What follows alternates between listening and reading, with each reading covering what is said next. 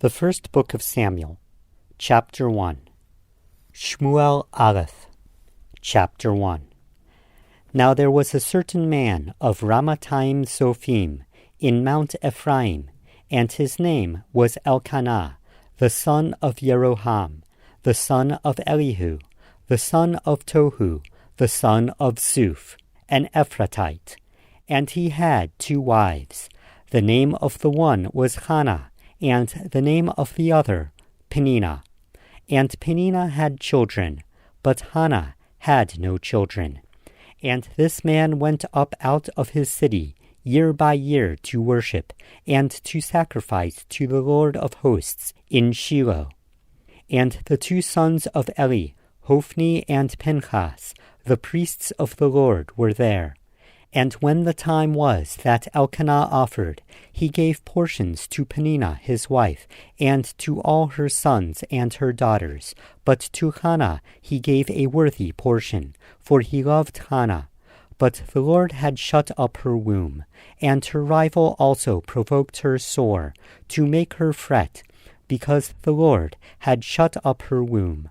And as he did so year by year, when she went up to the house of the Lord, so she provoked her. Therefore she wept, and did not eat. Then Elkanah her husband said to her, Hannah, why dost thou weep? And why dost thou not eat? And why is thy heart grieved? Am I not better than thee, than 10 sons? So Hannah rose up after they had eaten in Shiloh, and after they had drunk. Now Eli the priest sat upon a seat by the gatepost of the temple of the Lord. And she was in bitterness of soul, and prayed to the Lord, and wept bitterly. And she vowed a vow, and said, O Lord of hosts, if thou wilt indeed look on the affliction of thy handmaid, and remember me, and not forget thy handmaid, but wilt give to thy handmaid a man-child, then I will give him to the Lord all the days of his life, and no razor shall come upon his head. And it came to pass, as she continued praying before the Lord, that Eli marked her mouth. Now Hannah spoke in her heart, only her lips moved, but her voice was not heard. Therefore Eli thought she was drunk. And Eli said to her, How long wilt thou be drunken? Put away thy wine from thee. And Hannah answered and said, No, my lord, I am a woman of a sorrowful spirit. I have drunk neither wine nor strong drink, but have poured out my soul before the Lord. Take not thy handmaid for a worthless woman, for out of the greatness of my complaint and grief have I been speaking. Then Eli answered and said, Go in peace. And the Lord of Israel grant thee thy petition, which thou hast asked of him. And she said, Let thy handmaid find favor in thy sight. So the woman went her way, and did eat, and her countenance was no more sad. And they rose up in the morning early, and worshipped before the Lord, and returned, and came to their house in Ramah. And Elkanah had intimacy with Hannah his wife, and the Lord remembered her. And in due course Hannah conceived and bore a son, and she called his name Shmuel, because I have asked him of the Lord. And the man Elkanah and all his house went up to offer to the Lord his yearly sacrifice and vow. But Hannah did not go up, for she said to her husband, I will not go up until the child is weaned, and then I will bring him, that he may appear before the Lord, and there abide forever. And Elkanah her husband said to her, Do what seems good in thy eyes. Tarry until thou hast weaned him. Only may the Lord establish his word.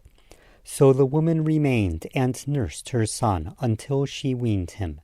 And when she had weaned him, she took him up with her, with 3 bullocks, and 1 ephah of flour, and a bottle of wine, and brought him to the house of the Lord in Shiloh. And the child was young. And they slew a bullock, and brought the child to Eli. And she said, O my lord, as thy soul lives, my lord, I am the woman that stood by thee here, praying to the Lord. For this child I prayed, and the Lord has given me my petition, which I asked of him. Therefore also I have presented him to the Lord.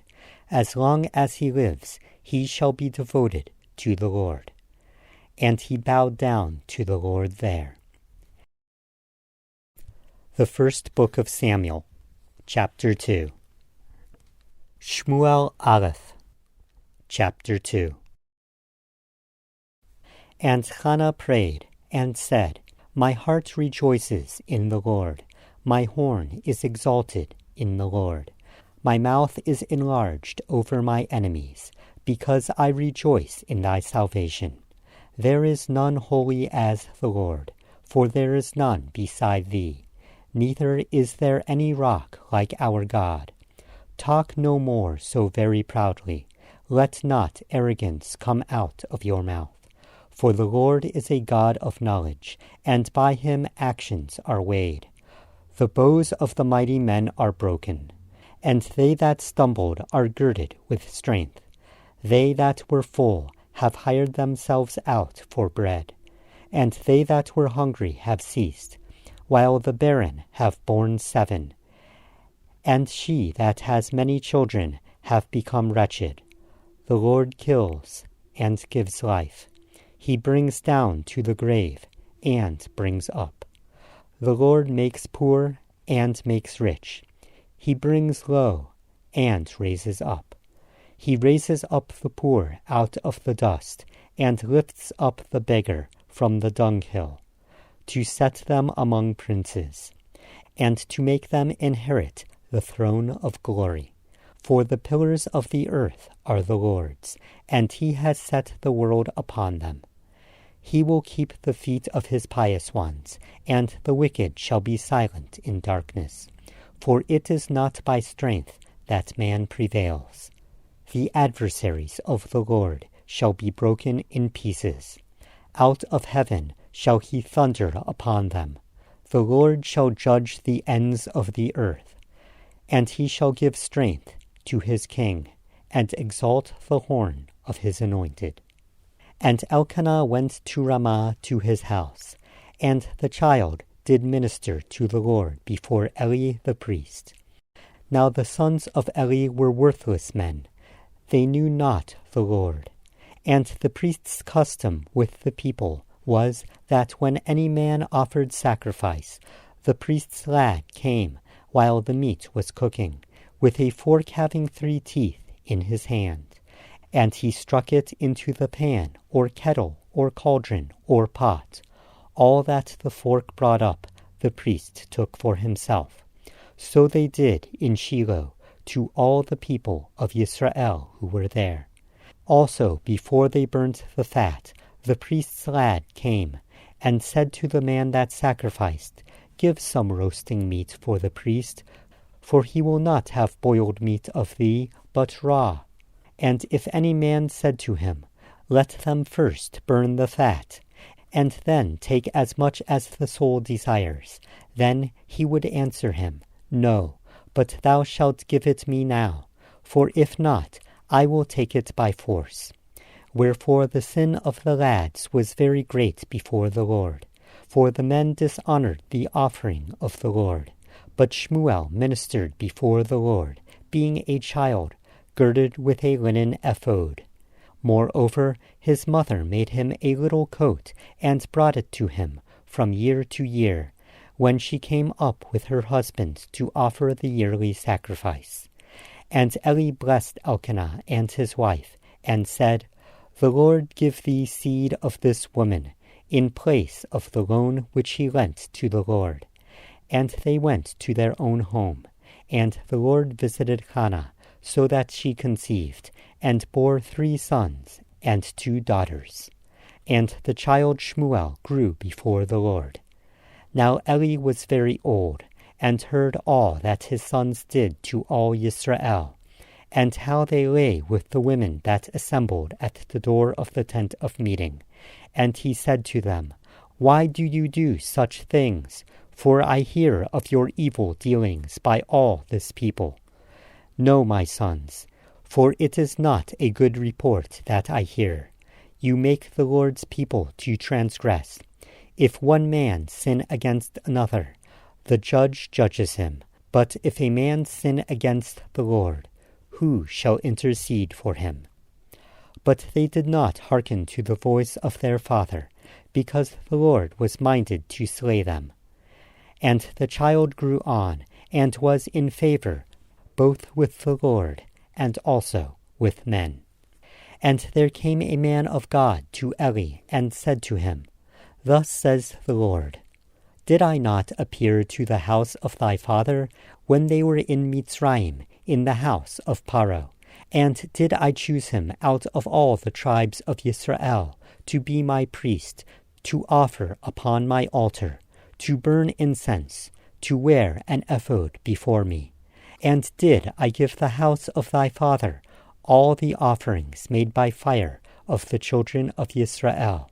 Wherefore do you kick at my sacrifice and at my offering, which I have commanded in my habitation, and honorest thy sons above me, to make yourselves fat with the chiefest of all the offerings of Israel my people? Wherefore the Lord God of Israel says, I said indeed that thy house and the house of thy father should walk before me forever. But now the Lord says, Far be it from me, for them that honor me I will honor, and they that despise me shall be lightly esteemed. Behold, the days come that I will cut off thy arm, and the arm of thy father's house, that there shall not be an old man in thy house. And thou shalt see a rival in thy habitation, enjoying all wealth which God shall give Israel. And there shall not be an old man in thy house forever. And thy descendants shall I not cut off from my altar, but they shall be there to consume thy eyes, and to grieve thy heart. And all the greater folk of thy house shall die in the flower of their age. And this shall be a sign to thee, that shall come upon thy two sons, on Hophni and Pinchas. In one day they shall die, both of them. And I will raise me up a faithful priest, that shall do according to that which is in my heart and in my mind. And I will build him a sure house, and he shall walk before my anointed forever. And it shall come to pass that everyone that is left in thy house shall come and crouch to him for a piece of silver and a loaf of bread, and shall say, Put me, I pray thee, into one of the priest's offices, that I may eat a piece of bread. The First Book of Samuel, Chapter 3. Shmuel Aleph, Chapter 3. And the child Shmuel ministered to the Lord before Eli, and the word of the Lord was precious in those days. There was no frequent vision. And it came to pass at that time, when Eli was laid down in his place, and his eyes had begun to grow dim, that he could not see, and the lamp of God had not yet gone out in the temple of the Lord, where the ark of God was, and Shmuel was laid down to sleep. That the Lord called Shmuel, and he answered, Here I am. And he ran to Eli, and said, Here I am, for thou didst call me. And he said, I called not. Lie down again. And he went and lay down. And the Lord called yet again, Shmuel. And Shmuel arose and went to Eli, and said, Here I am, for thou didst call me. And he answered, I called not, my son. Lie down again. Now Shmuel did not yet know the Lord, neither was the word of the Lord yet revealed to him. And the Lord called Shmuel again the third time. And he arose and went to Eli, and said, Here I am, for thou didst call me. And Eli understood that the Lord had called the child. Therefore Eli said to Shmuel, Go lie down, and it shall be, if he calls thee, that thou shalt say, Speak, Lord, for thy servant is listening. So Shmuel went and lay down in his place. And the Lord came and stood and called, as on the previous occasions, Shmuel, Shmuel. Then Shmuel answered, Speak, for thy servant is listening. And the Lord said to Shmuel, Behold, I will do a thing in Yisrael, at which both the ears of everyone that hears it shall tingle. In that day I will perform against Eli all things which I have spoken concerning his house from beginning to end. For I have told him that I will judge his house forever, for the iniquity, seeing that he knew that his sons were blaspheming, and he restrained them not. And therefore I have sworn to the house of Eli, that the iniquity of Eli's house shall not be purged with sacrifice nor offering forever. And Shmuel lay until morning, and opened the doors of the house of the Lord. And Shmuel feared to show Eli the vision. Then Eli called Shmuel, and said, Shmuel, my son. And he answered, Here I am. And he said, What is the thing that the Lord said to thee? I pray thee, hide it not from me. God do so to thee. And more also, if thou hide anything from me of all the things that he said to thee, I pray thee, hide it not from me. God do so to thee, and more also, if thou hide anything from me of all the things that he said to thee. And Shmuel told him everything, and hid nothing from him. And he said, It is the Lord. Let him do what seems good in his eyes. And Shmuel grew, and the Lord was with him, and did let none of his words fall to the ground. And all Yisrael, from Dan to Beersheba, knew that Shmuel was accredited as a prophet of the Lord. And the Lord again appeared in Shiloh, for the Lord revealed himself to Shmuel in Shiloh by the word of the Lord. The First Book of Samuel, Chapter 4. Shmuel Aleph, Chapter 4. And the word of Shmuel came to all Yisrael. Now Yisrael went out against the Pelishtim to battle, and they pitched by Even Haezer, and the Pelishtim pitched in Aphek.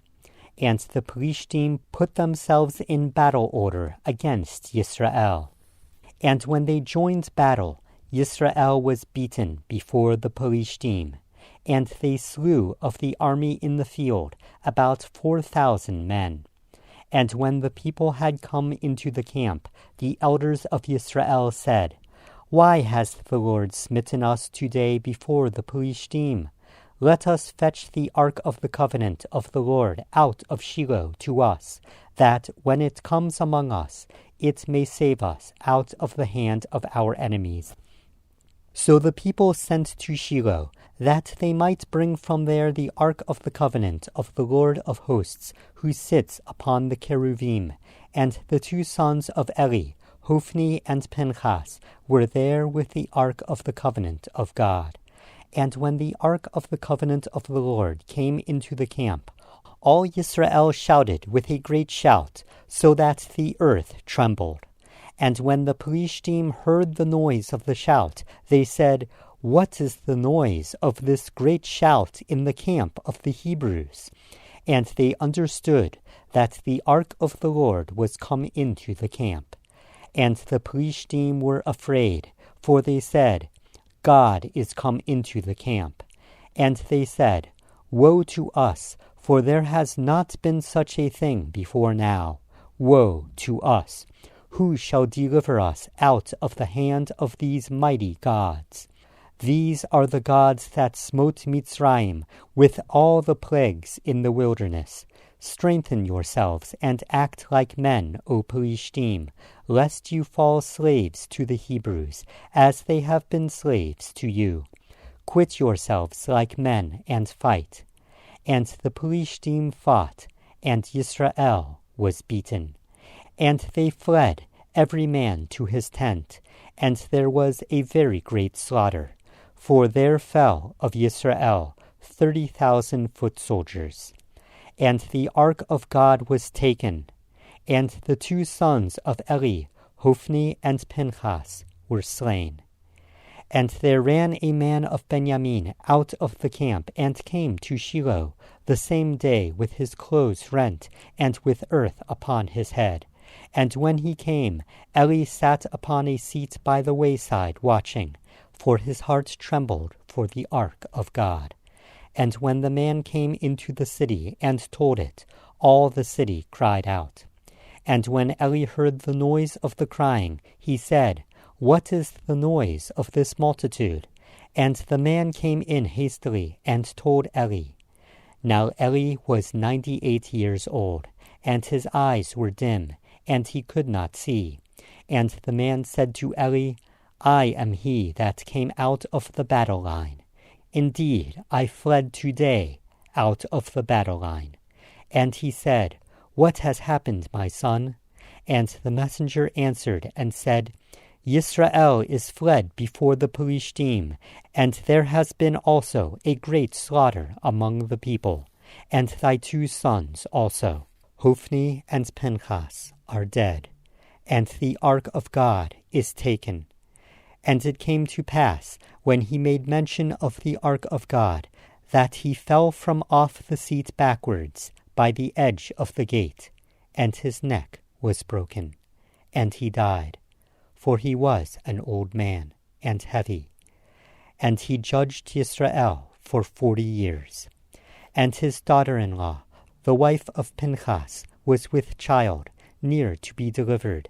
And when she heard the tidings that the ark of God was taken, and that her father-in-law and her husband were dead, she bowed herself and gave birth, for her pains came upon her. And about the time of her death, the woman that stood by her said to her, Fear not, for thou hast borne a son. But she answered not, neither did she regard it.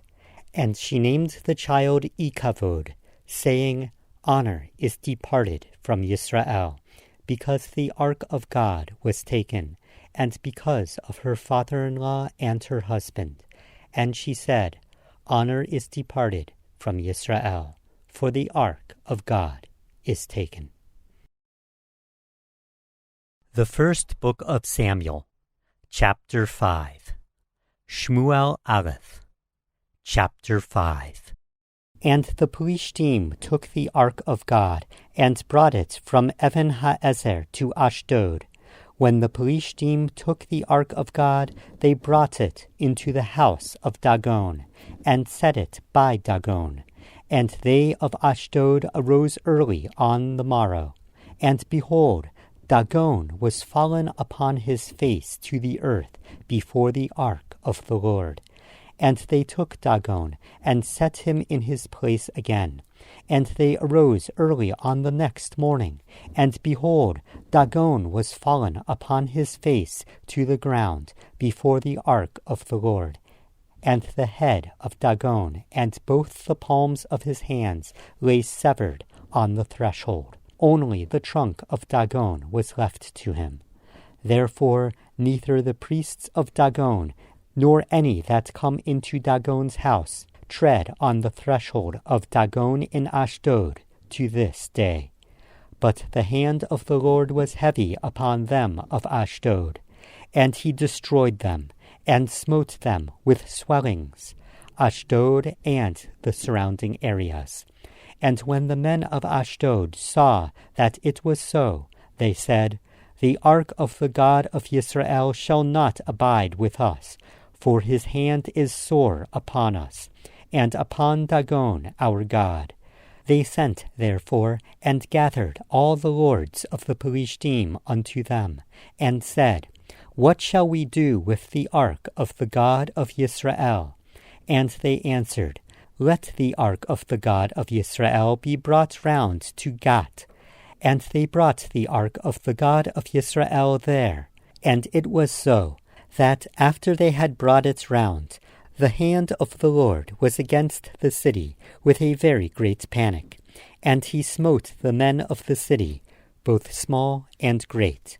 And they were inwardly struck with swellings. Therefore they sent the ark of God to Ekron. And it came to pass, as the ark of God came to Ekron, that the Ekronim cried out, saying, They have brought about the ark of the God of Israel to us, to slay us and our people. So they sent and gathered together all the lords of the Pelishtim, and said, Send away the ark of the God of Israel, and let it go back to its own place, that it slay us not, and our people. For there was a deadly panic throughout all the city. The hand of God was very heavy there. And the men that died not were smitten with swellings, and the cry of the city went up to heaven.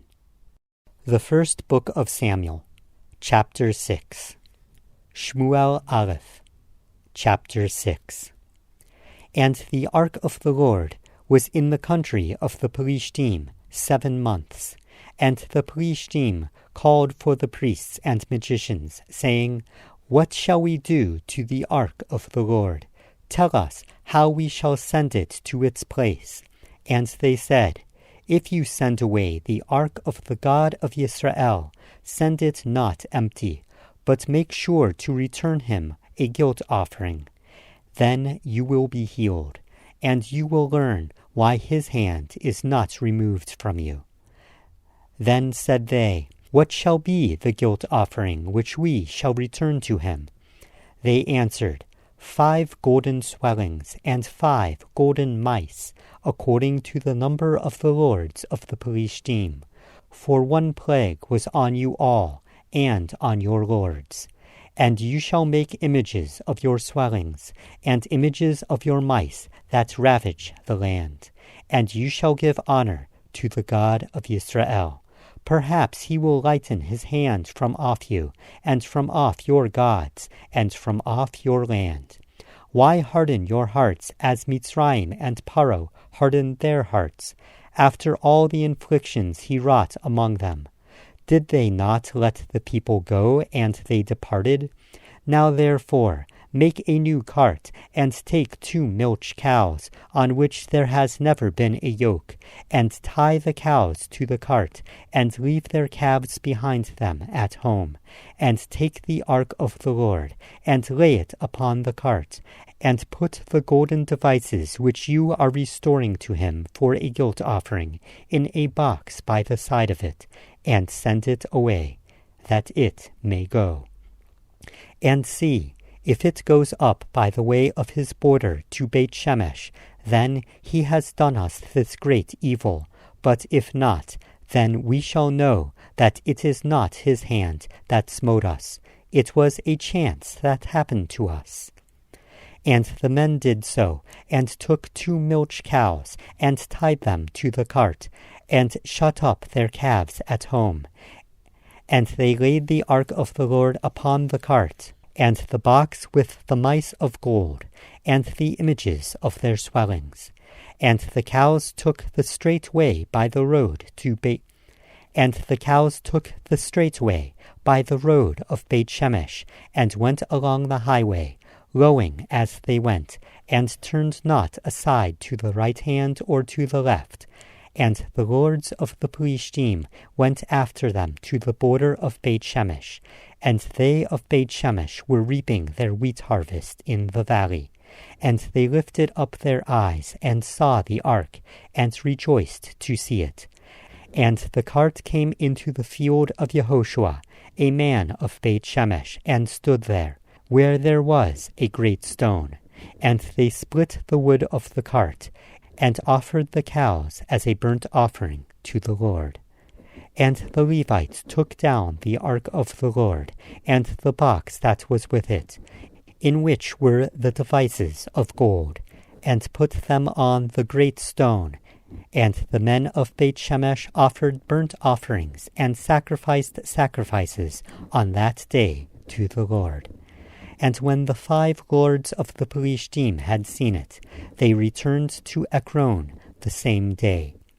And these are the golden swellings which the Pelishtim returned for a guilt offering to the Lord. For Ashdod, 1. For Azah, 1. For Ashkelon, 1. For Gat, 1. For Ekron, 1. And the golden mice, according to the number of all the cities of the Pelishtim, belonging to the 5 lords, both fortified cities and open villages, as far as the great stone, on which they set down the ark of the Lord, which remains to this day in the field of Yehoshua, the Beit Shimshite. And he smote the men of Beit Shemesh, because they had looked into the ark of the Lord, smiting 50,070 men of the people. And the people lamented, because the Lord had smitten many of the people with a great slaughter. And the men of Beit Shemesh said, Who is able to stand before this holy Lord God? And to whom shall he go up from us? And they sent messengers to the inhabitants of Kiriath Yearim, saying, The Pelishtim have brought back the ark of the Lord. Come down and fetch it up to you. The First Book of Samuel, Chapter 7. Shmuel Aleph, Chapter 7. And the men of Kiriath Yearim came, and fetched up the ark of the Lord, and brought it to the house of Avinadav on the hill, and sanctified Eleazar his son to keep the ark of the Lord. To keep the ark of the Lord. And it came to pass, while the ark remained in Kiriath Yearim, that the time was long, for it was 20 years. And all the house of Israel sighed after the Lord. And Shmuel spoke to all the house of Israel, saying, If you return to the Lord with all your hearts, then put away the foreign gods and the Ashtaroth from among you, and direct your hearts to the Lord, and serve him only, and he will deliver you out of the hand of the Pelishtim. Then the children of Israel put away the Baalim and the Ashtaroth, and served the Lord only. And Shmuel said, Gather all Israel to Mitzpah, and I will pray for you to the Lord. And they gathered together to Mitzpah, and drew water, and poured it out before the Lord, and fasted on that day, and said there, We have sinned against the Lord. And Shmuel judged the children of Israel in Mitzpah. And when the Pelishtim heard that the children of Israel were gathered together to Mitzpah, the lords of the Pelishtim went up against Israel. And when the children of Israel heard it, they were afraid of the Pelishtim. And the children of Israel said to Shmuel, Cease not to cry to the Lord our God for us, that he will save us out of the hand of the Pelishtim. And Shmuel took a sucking lamb, and offered it for a burnt offering, holy to the Lord. And Shmuel cried to the Lord for Israel. And the Lord heard him. And as Shmuel was offering up the burnt offering, the Pelishtim drew near to battle against Israel. But the Lord thundered with a great thunder on that day upon the Pelishtim, and confounded them. And they were beaten before Israel. And the men of Israel went out of Mitzpah, and pursued the Pelishtim, and smote them, until they came under Beit Kar. Then Shmuel took a stone, and set it between Mitzpah and Shane, and called the name of it Even Ha'ezer, saying, Hitherto the Lord has helped us. So the Pelishtim were subdued, and they came no more into the territory of Israel. And the hand of the Lord was against the Pelishtim all the days of Shmuel. And the cities which the Pelishtim had taken from Israel were restored to Israel, from Ekron to Gat, and their surrounding territories did Israel deliver out of the hands of the Pelishtim. and there was peace between Yisrael and the Amori. And Shmuel judged Yisrael all the days of his life, and he went from year to year in circuit to Beit El, and Gilgal, and Mitzpah, and judged Yisrael in all those places. And his return was to Ramah, for there was his house, and there he judged Yisrael, and there he built an altar to the Lord. The First Book of Samuel, Chapter 8. Shmuel Aleph, Chapter 8. And it came to pass, when Shmuel was old, that he made his sons judge over Yisrael. Now the name of his firstborn was Yoel, and the name of his second, Aviah. They were judges in Beersheba. And his sons walked not in his ways, but turned aside after unjust gains, and took bribes, and perverted justice. Then all the elders of Yisrael gathered themselves together, and came to Shmuel to Ramah, and said to him, Behold, thou art old, and thy sons walk not in thy ways. Now make us a king to judge us, like all the nations. But the thing displeased Shmuel, when they said, Give us a king to judge us. And Shmuel prayed to the Lord. And the Lord said to Shmuel, Hearken to the voice of the people in all that they say to thee. For they have not rejected thee, but they have rejected me, that I should not reign over them, according to all the deeds which they have done since the day that I brought them up out of Mitzrayim, and to this day, in that they have forsaken me, and served other gods, so they also do to thee. Now you must hearken to their voice. Nevertheless, you should solemnly forewarn them, and relate to them the customary practice of the king that shall reign over them. And Shmuel told all the words of the Lord to the people that asked of him a king. And he said, This will be the custom of the king that shall reign over you. He will take your sons, and appoint them for himself on his chariot, and to be his horsemen.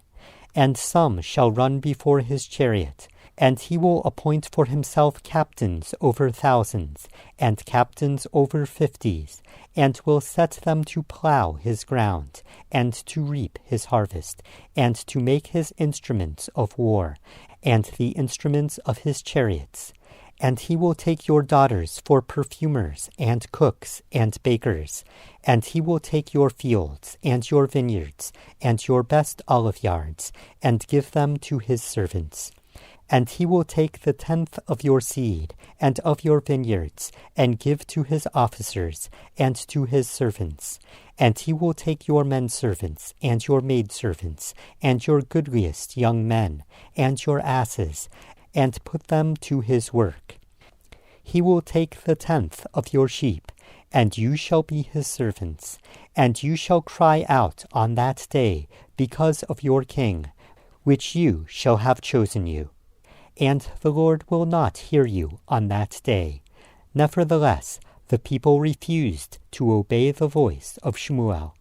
And they said, No, but we will have a king over us, that we also may be like all the nations, and that our king may judge us, and go out before us, and fight our battles.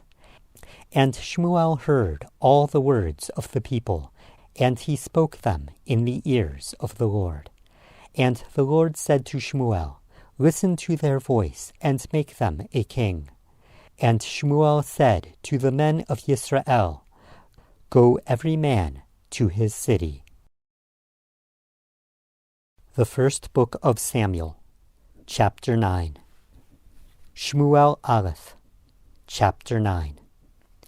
Now there was a man of Benjamin, whose name was Kish, the son of Aviel, the son of Zeror, the son of Bechorat, the son of Aphiah, a Benjamini, a mighty man of valor.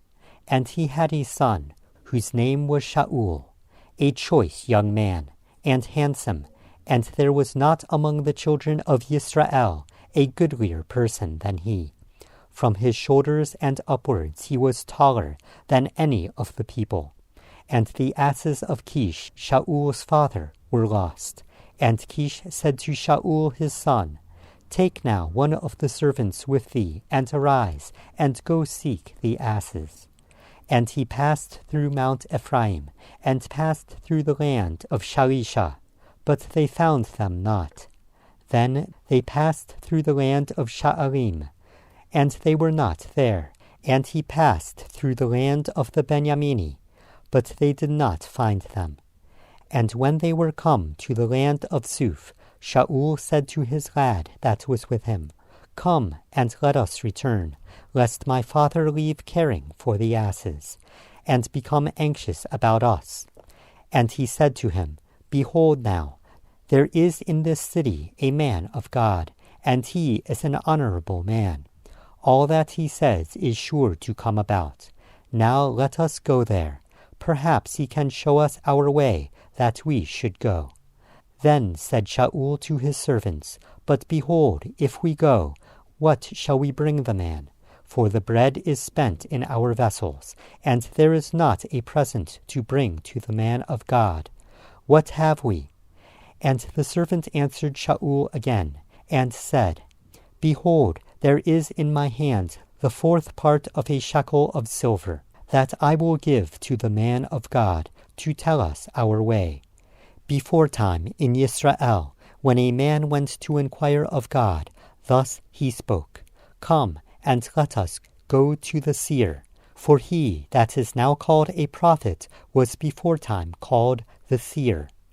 Then said Shaul to his servant, Well said, Come, let us go. So they went to the city where the man of God was.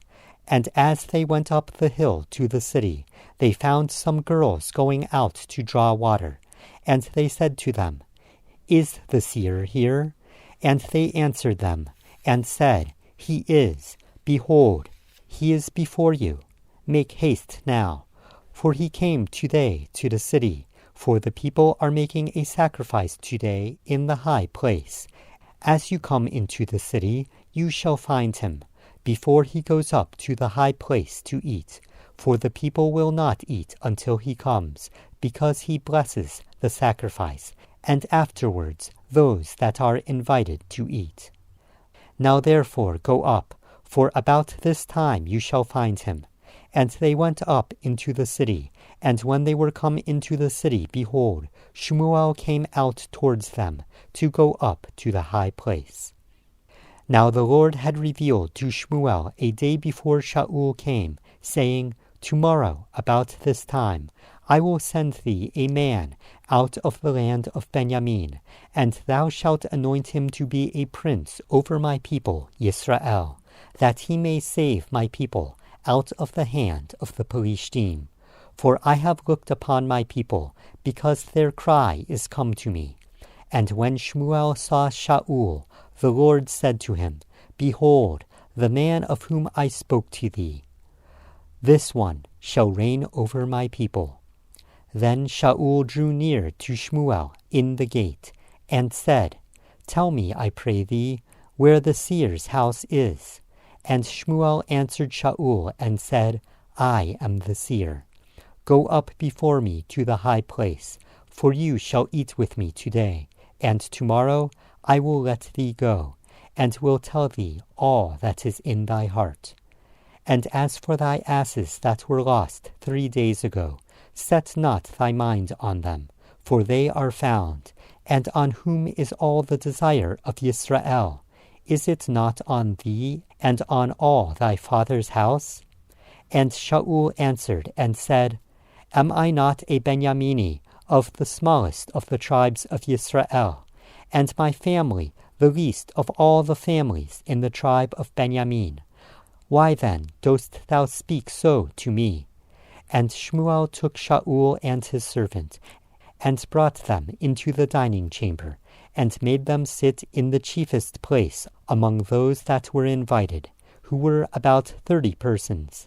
And Shmuel said to the cook, Bring the portion which I gave thee, of which I said to thee, Set it aside by thee. And the cook took up the shoulder, and that which was upon it, and set it before Shaul. And Shmuel said, Behold, that which is left is set before thee. Eat, for it has been kept for thee for this appointed time, when I said, I have invited the people. So Shaul did eat with Shmuel that day. And when they were come down from the high place into the city, Shmuel spoke with Shaul upon the top of the house. And they arose early, and it came to pass at about daybreak that Shmuel called Shaul to the top of the house, saying, Up, that I may send thee away. And Shaul arose, and they went out both of them, he and Shmuel, out of doors. And as they were going down to the end of the city, Shmuel said to Shaul, Bid the servant pass on before us. And he passed on. But stand thou still a while, that I may make known to thee the word of God. The First Book of Samuel, Chapter 10. Shmuel Aleph, Chapter 10. Then Shmuel took a flask of oil, and poured it upon his head, and kissed him, and said, Has not the Lord anointed thee to be a prince over his inheritance? When thou art departed from me today, then thou shalt find 2 men by Rachel's tomb in the border of Benjamin at Zelzach, and they will say to thee, The asses which thou wentest to seek are found, and thy father has left the matter of the asses, and has become anxious about you, saying, What shall I do about my son? Then shalt thou go on forward from there, and thou shalt come to the oak of Tavor, and there shall meet thee 3 men going up to God to Beit El, one carrying 3 kids, and another carrying 3 loaves of bread, and another carrying a bottle of wine. And they will greet thee, and give thee loaves of bread, which thou shalt receive from their hands. And after that thou shalt come to the hill of God, where the garrisons of the Pelishtim are. And it shall come to pass, when thou art come there to the city, that thou shalt meet a band of prophets coming down from the high place with a lute, and a timbrel, and a pipe, and a lyre before them. And they shall prophesy, and the Spirit of the Lord will come upon thee, and thou shalt prophesy with them, and shalt be turned into another man. And let it be, when these signs are come to thee, that thou do as occasion serve thee, for God is with thee. And thou shalt go down before me to Gilgal, and behold, I will come down to thee, to offer burnt offerings, and to make sacrifices of peace offerings. 7 days shalt thou tarry, till I come to thee, and show thee what thou shalt do. And it was so, that when he had turned his back to go from Shmuel, God gave him another heart, and all these signs came to pass that day. And when they came there to the hill, behold, a company of prophets met him, and the Spirit of God came upon him, and he prophesied among them, saw that he prophesied. And it came to pass, when all that knew him beforetime saw that, behold, he prophesied among the prophets, that the people said to one another, What has happened to the son of Kish? Is Shaul also one of the prophets? And one of the same place answered and said, But who is their father? Therefore it became a proverb, Is Shaul also one of the prophets?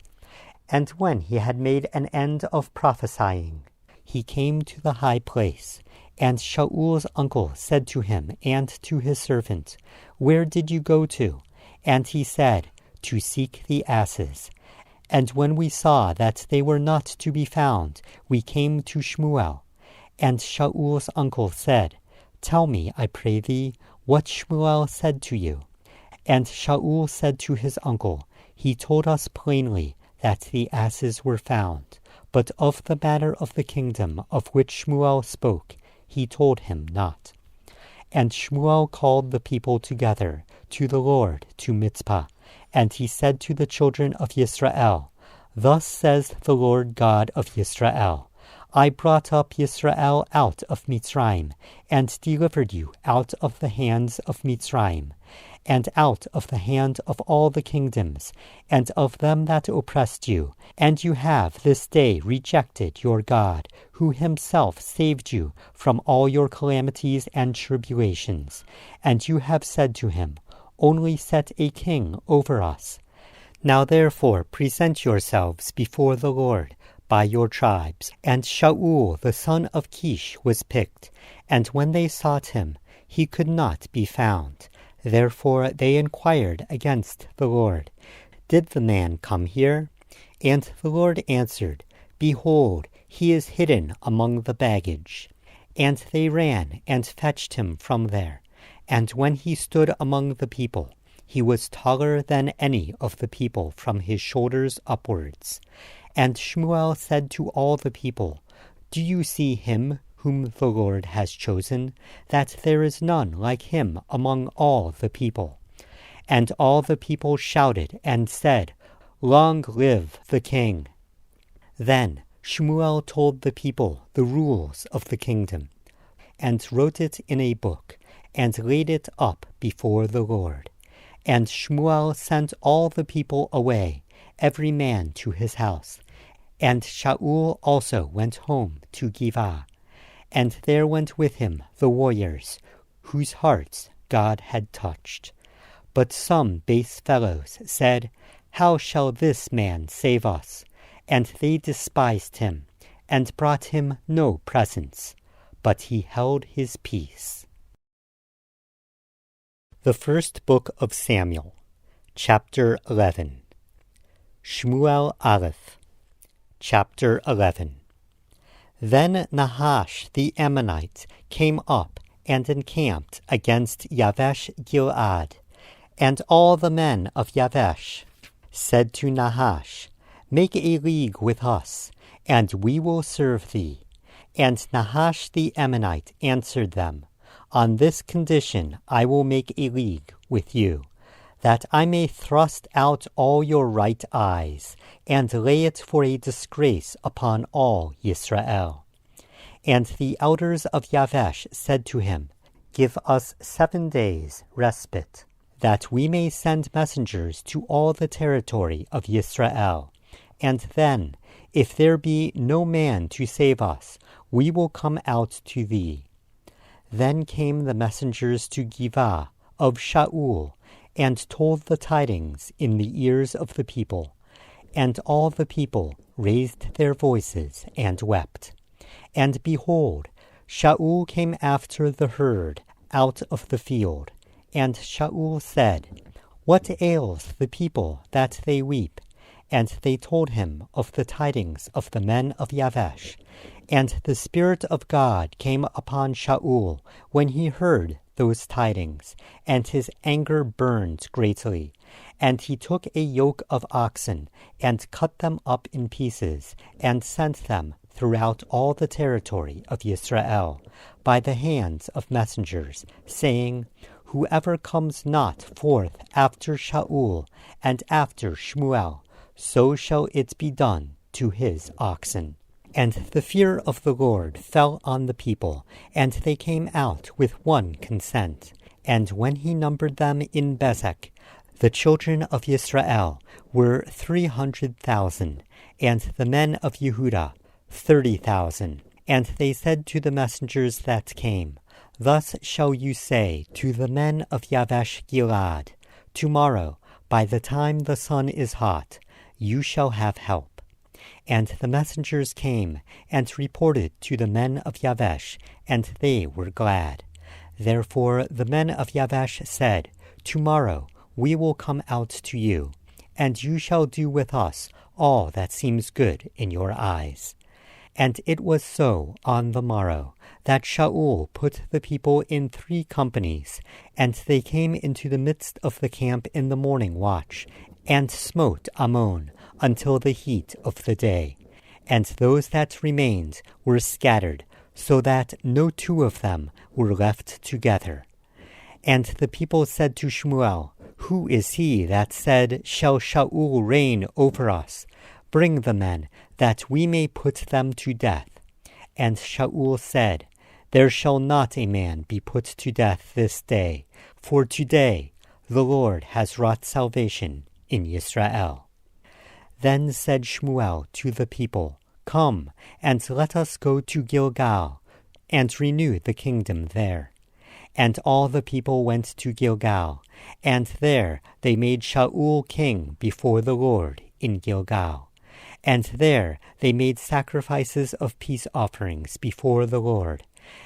And there they made sacrifices of peace offerings before the Lord.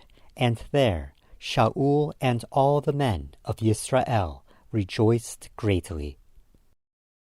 The First Book of Samuel, Chapter 12. Shmuel Aleph, Chapter 12. And Shmuel said to all Israel, Behold, I have hearkened to your voice in all that you said to me, and have made a king over you. And now, behold, the king walks before you, and I am old and gray-headed, and behold, my sons are with you, and I have walked before you from my childhood to this day. Behold, here I am. Answer me before the Lord, and before his anointed. Whose ox have I taken, or whose ass have I taken, or whom have I defrauded? Whom have I oppressed? Or of whose hand have I received any bribe with which to blind my eyes? And I will restore it to you. And they said, Thou hast not defrauded us, or oppressed us, neither hast thou taken aught of any man's hand. And he said to them, The Lord is witness against you, and his anointed is witness this day, that you have not found anything in my hand. And they answered, He is witness. And Shmuel said to the people, It is the Lord that made Moshe and Aharon, and that brought your fathers up out of the land of Mitzrayim.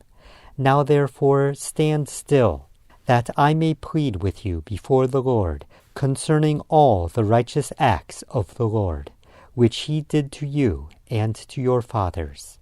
When Yaakov was come into Mitzrayim, and your fathers cried to the Lord, then the Lord sent Moshe and Aharon, who brought your fathers out of Mitzrayim, and made them dwell in this place.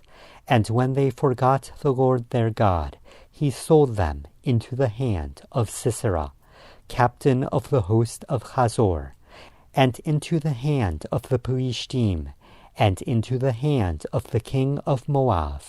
And they fought against them.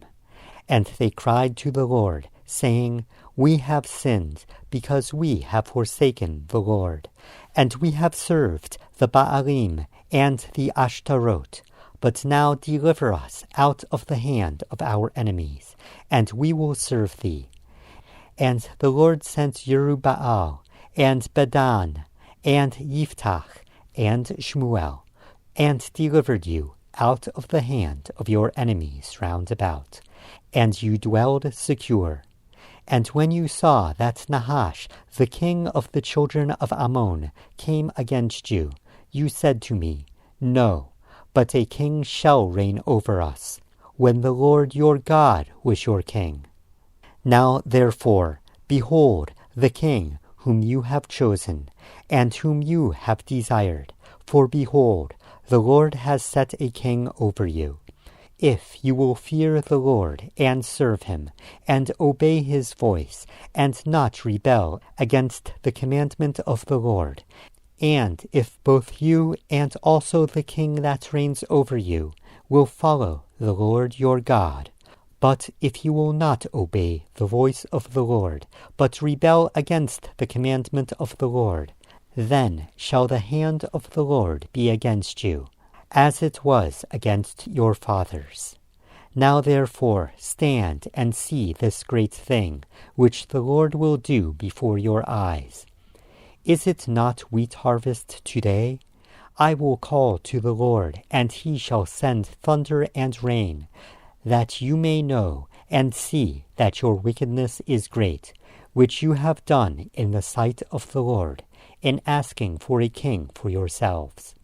So Shmuel called to the Lord, and the Lord sent thunder and rain that day, and all the people greatly feared the Lord and Shmuel. And all the people said to Shmuel, Pray for thy servants to the Lord thy God, that we die not. For we have added to all our sins this evil, to ask for a king for ourselves. And Shmuel said to the people, Fear not, you have done all this wickedness, yet turn not aside from following the Lord, but serve the Lord with all your heart, and turn not aside. For then you should go after vain things, which cannot profit nor deliver, for they are vain. For the Lord will not abandon his people for his great name's sake, because it has pleased the Lord to make you his people. Moreover, as for me, far be it from me that I should sin against the Lord in ceasing to pray for you. But I will teach you the good and the right way. Only fear the Lord, and serve him in truth with all your heart. For consider how great are the things which he has done for you. But if you shall still do wickedly, you shall be swept away, both you and your king. The First Book of Samuel, Chapter 13. Shmuel Aleph, Chapter 13. Shaul reigned 1 year, and when he had reigned 2 years over Yisrael, Shaul chose him 3,000 men of Yisrael, of whom 2,000 were with Shaul in Michmash, and in Mount Beit El, and 1,000 were with Yonatan in Givah of Benjamin, and the rest of the people he sent every man to his tent. And Yonatan smote the garrison of the Pelishtim that was in Givah, and the Pelishtim heard of it. And Shaul blew the shofar throughout all the land, saying, Let the Hebrews hear. And all Yisrael heard say that Shaul had smitten the garrison of the Pelishtim, and that Yisrael also had become odious to the Pelishtim. And the people mustered after Shaul at Gilgal, and the Pelishtim gathered themselves together to fight with Yisrael, 30,000 chariots, and 6,000 horsemen, and people like the sand on the seashore for multitude. And they came up and encamped in Michmash, eastward from Beit Aven. When the men of Yisrael saw that they were in straits, for the people were hard pressed, then the people hid themselves in caves, and in thickets, and in rocks, and in strongholds, and in pits. And some of the Hebrews went over the Yarden to the land of Gad and Gilad. As for Shaul, he was still in Gilgal, and all the people followed him, trembling. And he tarried 7 days, according to the set time that Shmuel had appointed. But Shmuel came not to Gilgal, and the people were scattering from him. And Shaul said, Bring me here the burnt offering and the peace offerings. And he offered the burnt offering. And it came to pass that as soon as he had made an end of offering the burnt offering, behold, Shmuel came. And Shaul went out to meet him, that he might greet him. And Shmuel said, What hast thou done? And Shaul said, Because I saw that the people were scattering from me, and that thou camest not within the days appointed, and that the Pelishtim gathered themselves together at Michmash. Therefore said I, The Pelishtim will come down now upon me to Gilgal, and I have not made supplication to the Lord.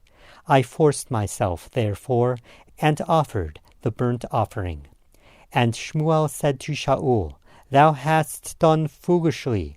Thou hast not kept the commandment of the Lord thy God, which he commanded thee. For now the Lord would have established thy kingdom upon Yisrael forever, but now thy kingdom shall not endure. The Lord has sought him a man after his own heart, and the Lord has commanded him to be a prince over his people, because thou hast not kept that which the Lord commanded thee. And Shmuel arose, and went up from Gilgal to Giva of Benjamin. And Shaul numbered the people that were present with him, about 600 men. And Shaul and Jonathan his son, and the people that were present with them, dwelt in Giva of Benjamin. But the Pelishtim encamped in Michmash. And the raiding parties came out of the camp of the Pelishtim in 3 groups. One group turned to the way of Ophrah, to the land of Shaul, and the other group turned the way to Beit Horon, and another group turned to the way of the border that looked over the valley of Zephoim towards the wilderness.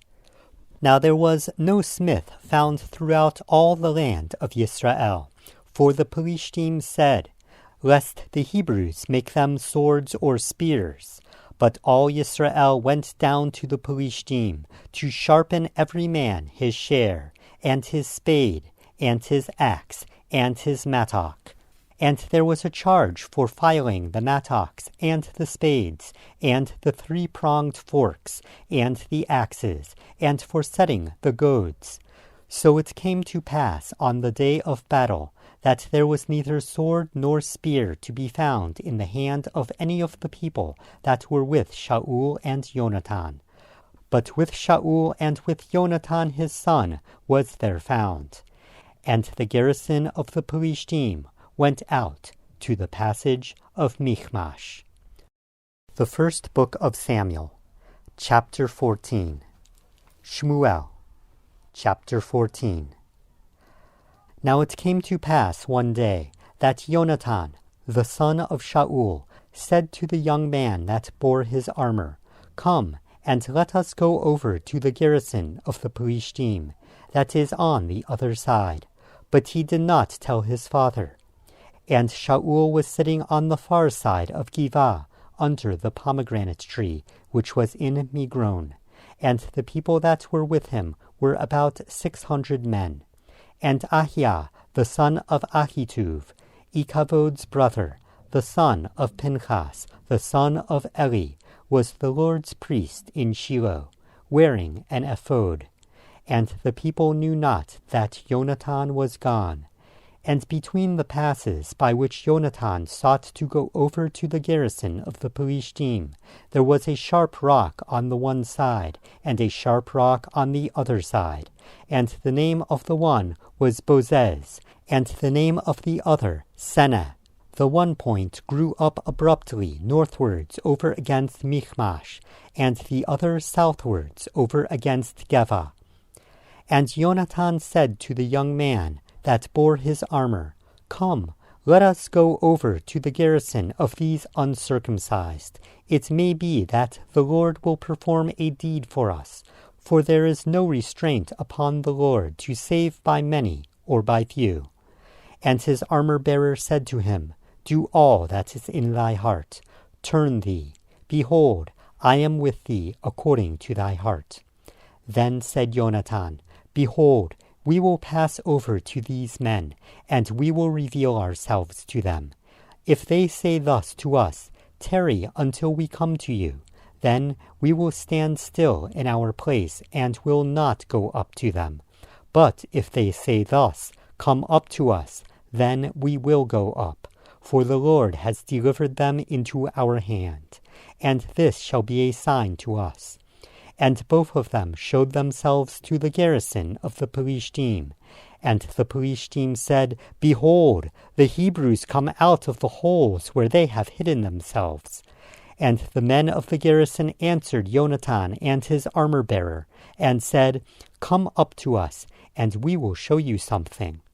And Yonatan said to his armor-bearer, "Come up after me, for the Lord has delivered them into the hand of Israel." And Yonatan climbed up on his hands and feet, and his armor-bearer after him. And they fell before Yonatan, and his armor-bearer slew after him.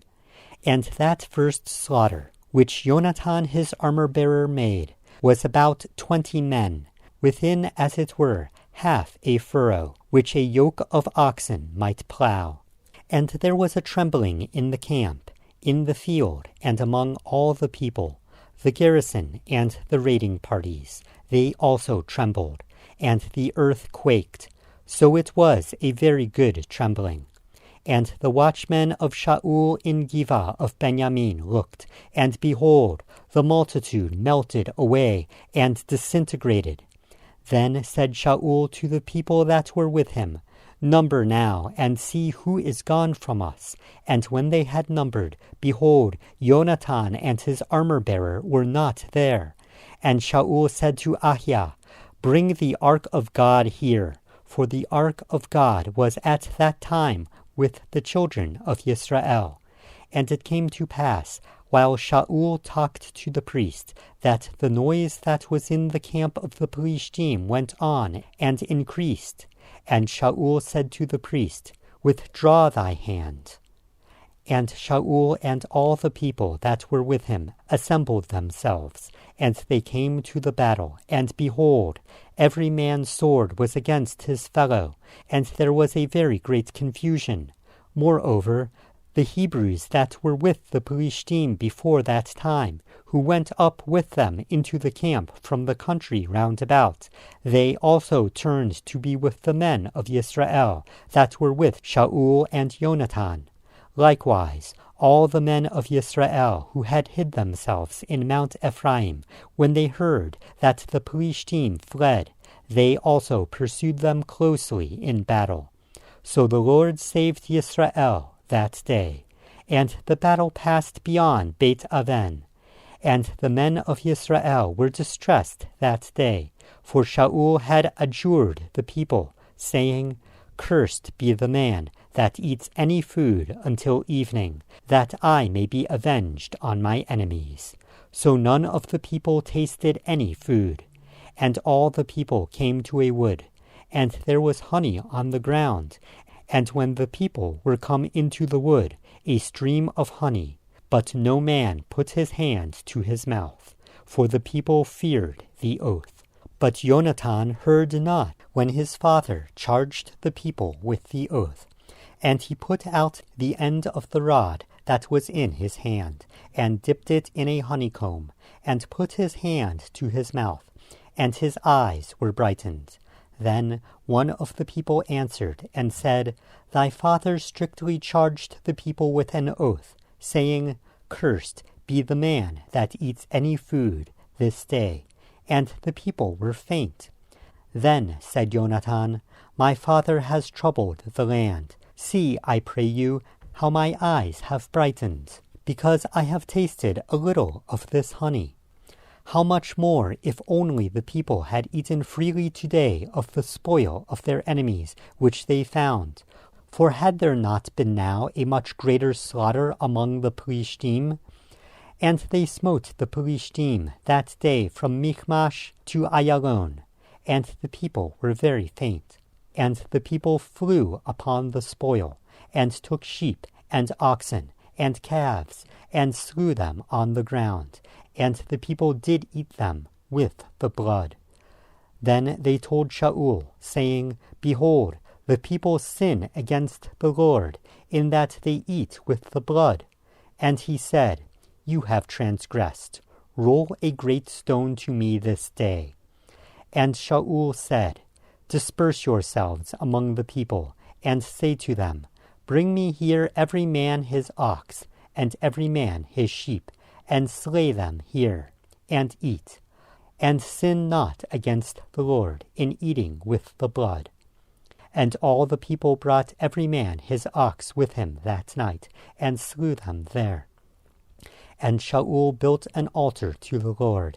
That was the first altar that he built to the Lord. And Shaul said, Let us go down after the Philistine by night, and spoil them until the morning light, and let us not leave a man of them. And they said, Do whatever seems good to thee. Then said the priest, Let us draw near here to God. And Shaul asked counsel of God, Shall I go down after the Philistine? Wilt thou deliver them into the hand of Israel? But he answered him not that day. And Shaul said, Draw near, all you chiefs of the people, and know and see wherein this sin has been this day. For as the Lord lives, who saves Israel, though it be in Jonathan my son, he shall surely die. But there was not a man among all the people that answered him. Then he said to all Israel, Be you on one side, and I and Jonathan my son will be on the other side. And the people said to Shaul, Do what seems good to thee. Therefore Shaul said to the Lord God of Israel, Give a perfect lot. And Shaul and Jonathan were picked, but the people escaped. And Shaul said, Cast lots between me and Jonathan my son. And Jonathan was picked. Then Shaul said to Jonathan, Tell me what thou hast done. And Jonathan told him, and said, I did but taste a little honey with the end of the rod that was in my hand, and lo, I must die. And Shaul answered, God do so and more also, for thou shalt surely die, Jonathan. And the people said to Shaul, Shall Jonathan die, who has wrought this great salvation in Israel? Far be it. As the Lord lives, not one hair of his head shall fall to the ground, for he has wrought with God this day. So the people rescued Jonathan, that he died not. Then Shaul went up from following the Philistine, and the Philistine went to their own place. So Shaul took the kingdom over Israel, and fought against all his enemies on every side, against Moab, and against the children of Ammon, and against Edom, and against the kings of Zobah, and against the Philistine. And wherever he turned himself, he did them mischief. And he gathered a host, and smote Amalek, and delivered Israel out of the hands of them that spoiled them. Now the sons of Shaul were Jonathan, and Yishvi, and Malchishua, and the names of his 2 daughters were these: the name of the firstborn, Merav, and the name of the younger, Michal, and the name of Shaul's wife was Ahinoam, the name of the daughter of Ahimaaz, and the name of the captain of his host was Avner, the son of Ner, Shaul's uncle. And Kish was the father of Shaul, and Ner, the father of Avner, was the son of Aviel. And there was hard warfare against the Philistine all the days of Shaul. And when Shaul saw any strong man or any valiant man, he took him to himself. The first book of Samuel, chapter 15. Shmuel Aleph, chapter 15. And Shmuel said to Shaul, The Lord has sent me to anoint thee to be king over his people, over Israel. Now therefore hearken to the voice of the words of the Lord.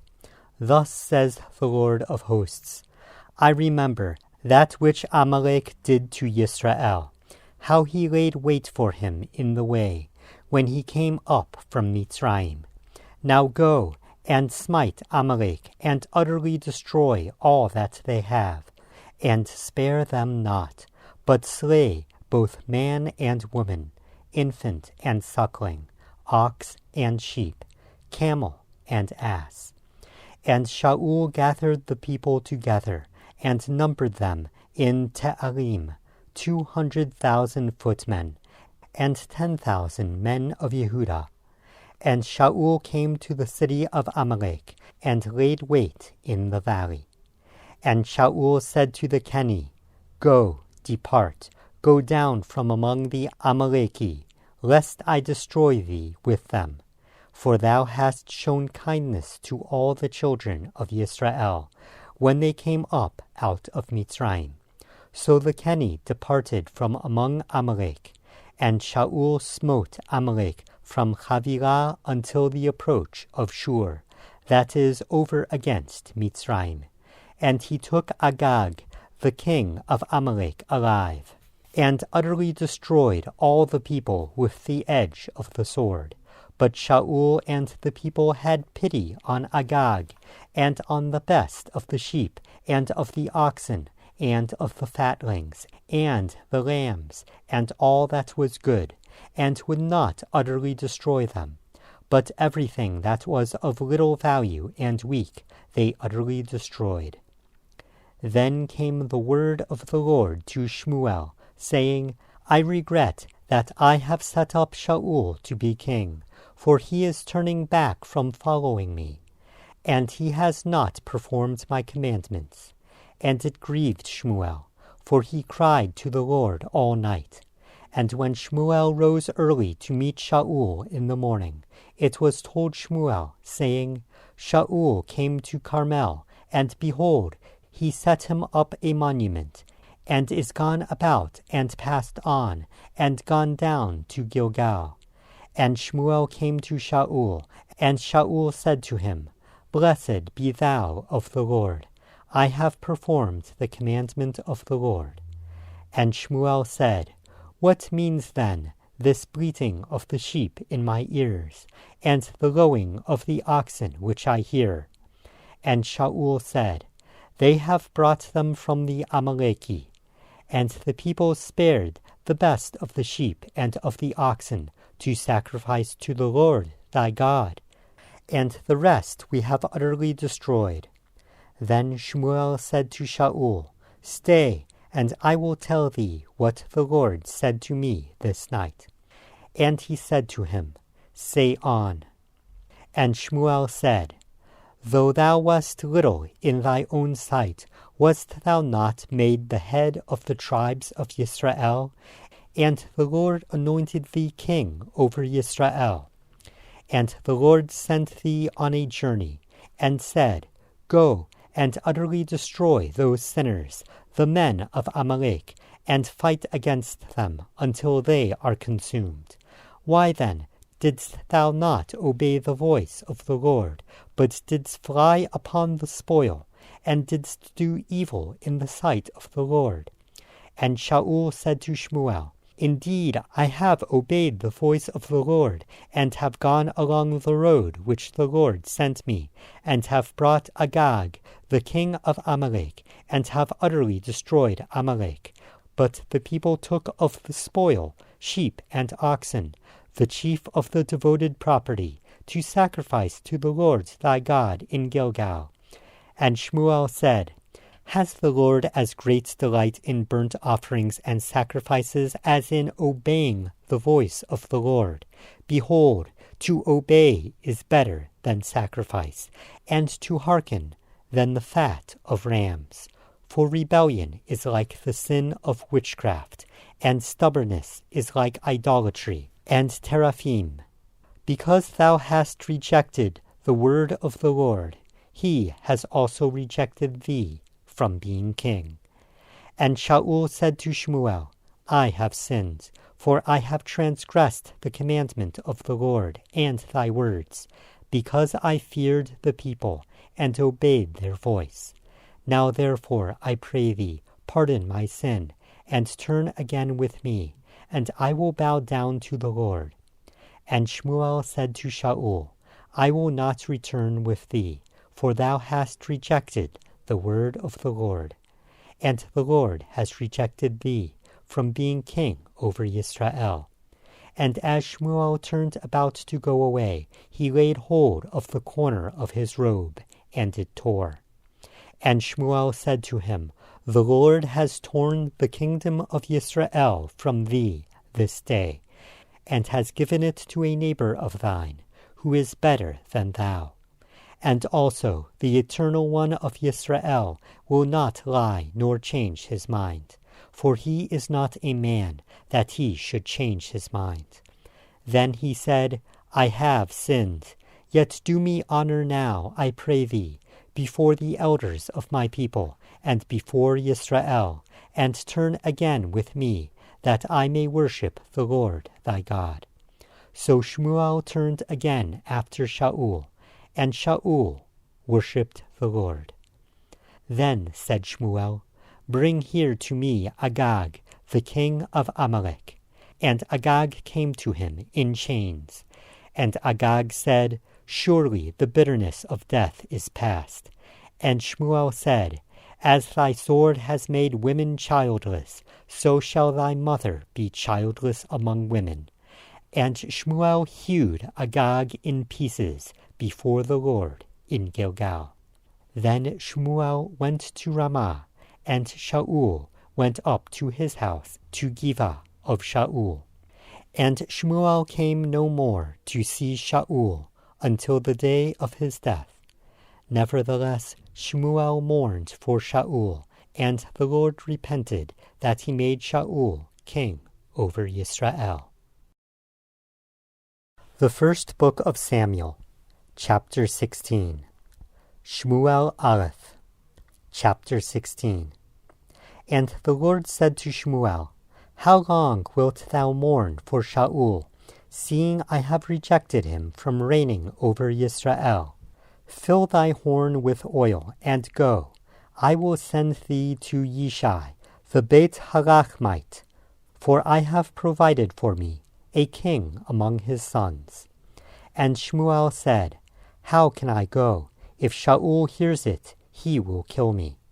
And the Lord said, Take a heifer with thee, and say, I am come to sacrifice to the Lord.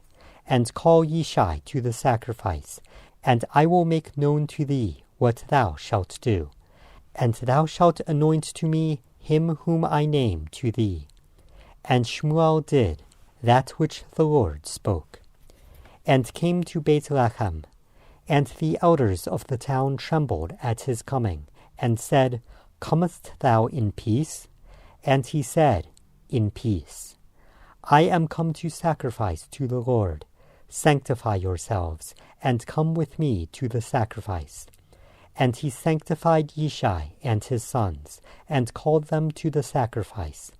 And it came to pass, when they were come, that he looked on Eliab, and said, Surely the Lord's anointed is before him. But the Lord said to Shmuel, Look not on his countenance, nor on the height of his stature, because I have confused him. For it is not as a man sees, for a man looks on the outward appearance, but the Lord looks on the heart. Then Yishai called Avinadav, and made him pass before Shmuel. And he said, Neither has the Lord chosen this. Then Yishai made Shammah pass by, and he said, Neither has the Lord chosen this.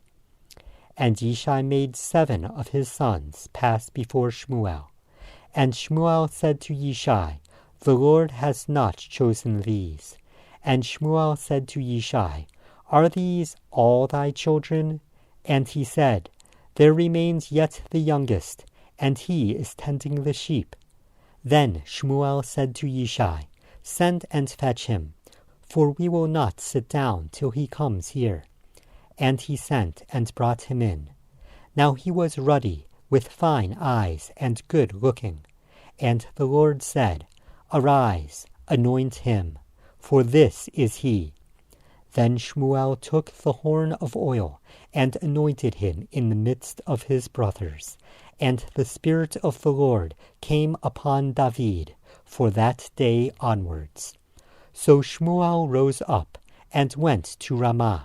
But the Spirit of the Lord departed from Shaul, and an evil spirit from the Lord tormented him. And Shaul's servant said to him, Behold now, an evil spirit from God is tormenting thee. Let our Lord now command thy servants who are before thee to seek out a man who knows how to play on the lyre, and it shall come to pass, when the evil spirit from God is upon thee, that he will play with his hand, and thou shalt be well. And Shaul said to his servants, Provide me now a man that can play well, and bring him to me.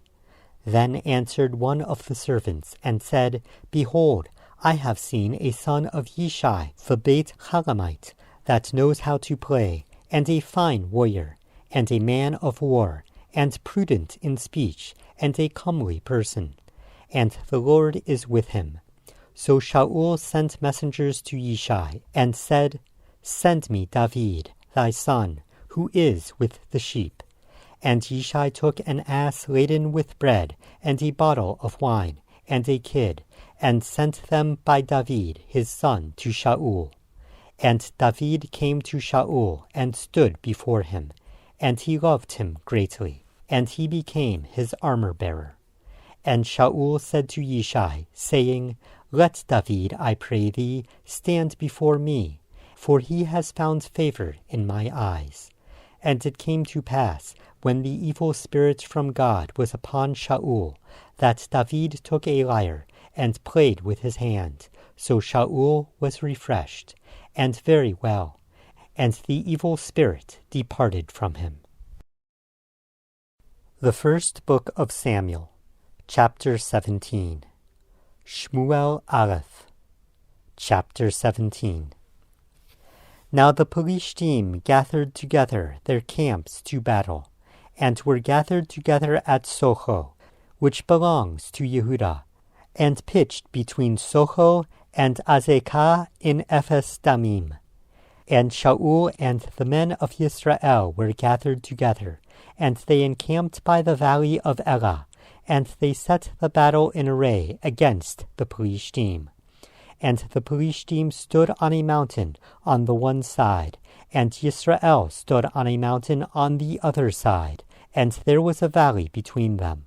And there went out a champion out of the camps of the Pelishtim, named Goliath, of Gath, whose height was 6 cubits and a span. And he had a helmet of brass upon his head, and he was armed with a body armor of scales, and the weight of the body armor was 5,000 shekels of brass. And he had greaves of brass upon his legs, and a javelin of brass between his shoulders. And the staff of his spear was like a weaver's beam, and his spear's head weighed 600 shekels of iron. And a shield-bearer went before him. And he stood and cried to the armies of Yisrael, and said to them, Why are you come out to set your battle in array? Am I not a Pelishtian, and you are servants to Shaul?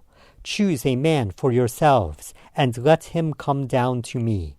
If he be able to fight with me, and to kill me, then we will be your servants. But if I prevail against him, and kill him, then shall you be our servants, and serve us. And the Pelishtian said, I defy the ranks of Yisrael this day. Give me a man, that we may fight together. When Shaul and all Yisrael heard those words of the Pelishtian, they were dismayed, and greatly afraid. Now David was the son of that Ephrati of Beit Lechem Yehudah, whose name was Yishai, and he had 8 sons. And the man was old in the days of Shaul, an aged man.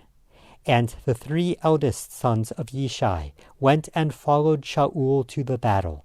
And the names of his 3 sons that went to the battle were Eliab the firstborn, and next unto him Avinadav, and the third Shammah. And David was the youngest. And the 3 eldest followed Shaul, but David went back and forth from Shaul to tend his father's sheep at Beit Lechem. And the Pelishtian drew near, morning and evening, and presented himself for 40 days. And Yishai said to David his son, Take now for thy brothers an ephah of this parched corn, and these 10 loaves, and run to the camp of thy brothers, and carry these 10 cheeses to the captain of their 1,000, and inquire of thy brothers' welfare, and take a token from them. Now Shaul and they, and all the men of Israel, were in the valley of Elah, fighting with the Pelishtim. And David rose up early in the morning, and left the sheep with a keeper, and took and went, as Yishai had commanded him. And he came to the barricade, as the host was going out to the front line, shouting for the battle. For Yisrael and the Pelishtim were drawn up, army against army. And David left his baggage in the hand of the keeper of the baggage, and ran into the line of battle, and came and saluted his brethren. And as he talked with them, behold, there came up the champion. Goliath, the Pelishtian was his name, from Gath, out of the ranks of the Pelishtim, and spoke those same words. And David heard them. And all the men of Israel, when they saw the man, fled from him, and were greatly afraid. And the men of Israel said, Have you seen this man that is come up? Surely to defy Israel is he come up. And it shall be that the man who kills him, the king will enrich him with great riches, and give him his daughter, and make his father's house free in Israel. And David spoke to the men that stood by him, saying, What shall be done to the man that kills yonder Pelishtian, and takes away the reproach from Yisrael? For who is this uncircumcised Pelishtian, that he should taunt the armies of the living God? And the people answered him after the aforementioned manner, saying, So shall it be done to the man that kills him. And Eliab, his eldest brother, heard when he spoke to the men. And Eliab's anger burned against David, and he said, Why didst thou come down here? And with whom hast thou left those few sheep in the wilderness?